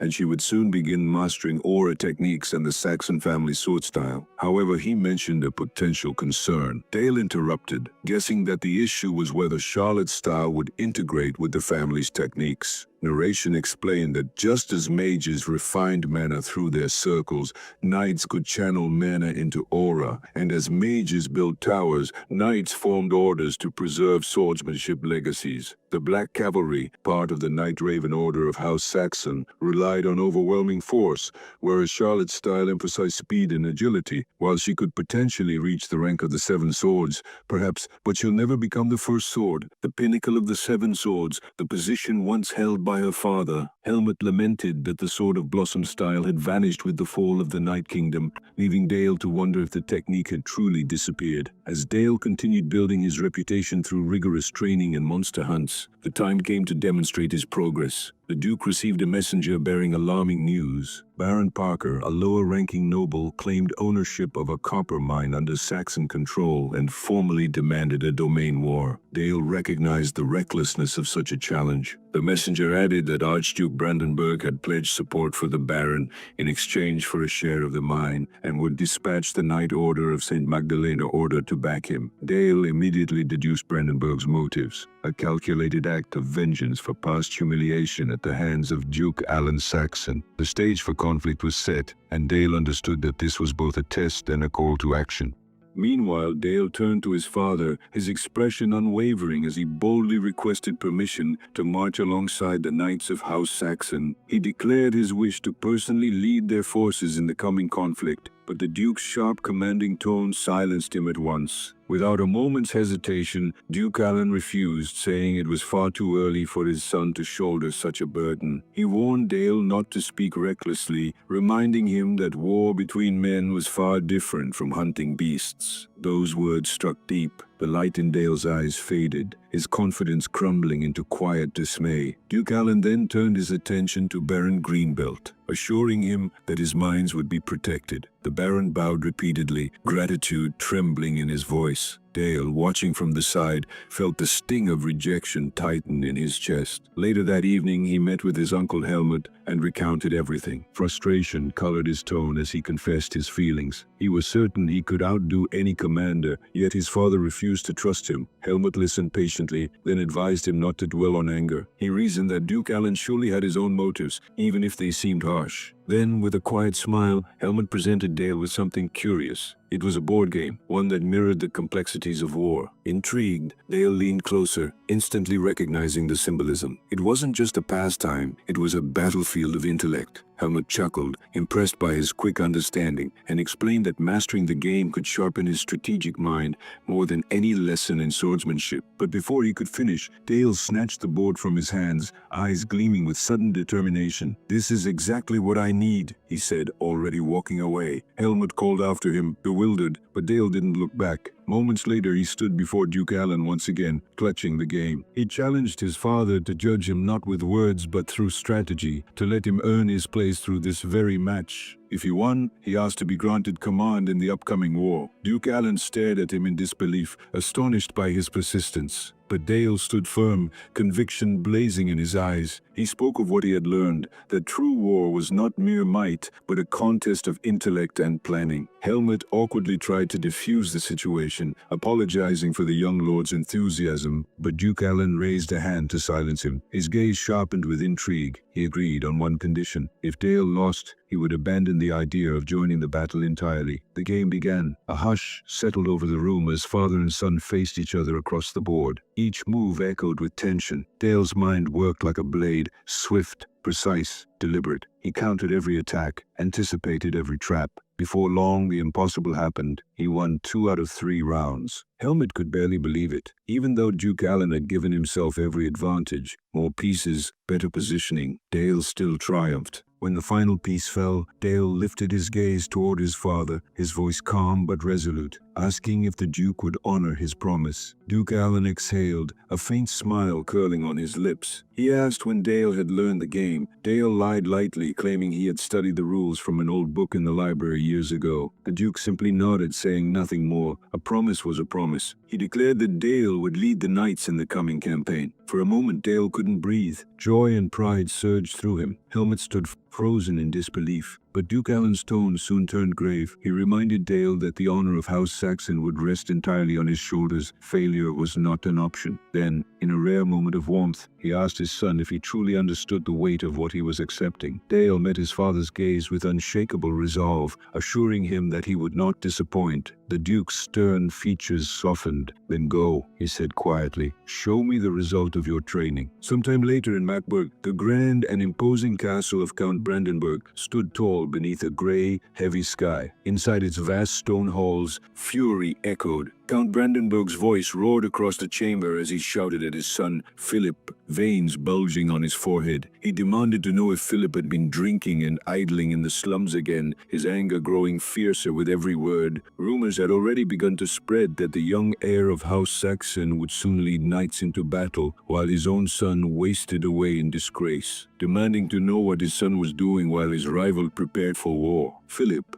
completely unmoved by his father's wrath, gave a lazy grin and said there was no need to worry, dismissing his opponent arrogantly as a mere child, nothing more than a whelp of 10 at best. With a smug tone, he promised to crush that brat from House Saxon, boasting that he and his father's knights could easily handle him. Count Brandenburg's patience shattered. He struck the table again, harder this time, the impact rattling the goblets and making Philip flinch. His voice thundered with venom as he repeated Philip's words in disbelief. A whelp of 10 at best? An arrogant brat from House Saxon? His eyes blazed as he declared that the boy his son mocked was a monster far beyond his comprehension, someone whose coattails Philip couldn't even touch in 100 years. He called his son a worthless insect, inferior even to that 10-year-old whelp. Philip froze, his false confidence melting away as the insult hit him like a blade. The Count's fury simmered into cold bitterness as he thought silently to himself that he should have taken hold of Charlotte much sooner. After a long pause, he turned to his son with authority and declared that in the coming battle, he would entrust the command of their knights to him. Philip's face brightened instantly, excitement flooding his features as he eagerly accepted. But the Count's expression turned cold once more. He barked sharply, asking what his son was so pleased about, then mocked him cruelly, saying his role would be purely ceremonial, while true command would belong to Adjutant Lord Milvus. Philip's face twisted in confusion and disbelief as he asked what his father meant, but the Count ignored him and ordered Milvus to remove Philip immediately. Milvus bowed slightly. Count Brandenburg let out a long, furious sigh, his thoughts burning with frustration. If it were up to him, he would have gone to battle himself. but he couldn't go all out against a child, as it would stain his reputation. His hands clenched tightly as a far more troubling thought struck him. Perhaps this was Duke Saxon's plan all along. Days later, the scene shifted to Castle Greenbelt, where anticipation filled the air. Soldiers and nobles alike waited for the arrival of their new commander, the young heir of House Saxon. Baron Greenbelt stood nervously by the gates, straightening his coat again and again as Dale approached. The Baron greeted him with a polite, trembling smile, his voice betraying his nerves. Behind him, whispers rippled through the crowd. Some murmured in disbelief that the commander was just a boy. One scoffed quietly, wondering if he even knew how to wield a sword. Another said people called him a prodigy, and perhaps it was best not to underestimate him. Their soft laughter and uncertain tones filled the air. Trying to maintain composure, Baron Greenbelt smiled and told Dale that his presence alone gave everyone reassurance, that seeing him there inspired confidence and hope for victory. Dale thanked him sincerely, his calm composure unshaken. But deep down, the Baron's doubts lingered. Could someone so young truly lead soldiers in battle? Even with the Black Cavalry supporting him, Dale was only 10, far too young for such a burden. Gathering his courage, the Baron offered to escort Dale to a banquet prepared in his honor, explaining that the cooks had spent hours preparing it. But Dale shook his head immediately, his voice steady and firm, saying there was no time to waste. The Baron blinked, startled, unsure what the young lord meant. Then, without warning, Dale drew his sword, pointing it toward Baron Greenbelt. Though his smile was bright, his tone was sharp as steel. He declared that before anything else, he intended to inspect the condition of the troops. His gaze swept over the assembled soldiers, and in a clear, unwavering voice he asked who among them was the strongest.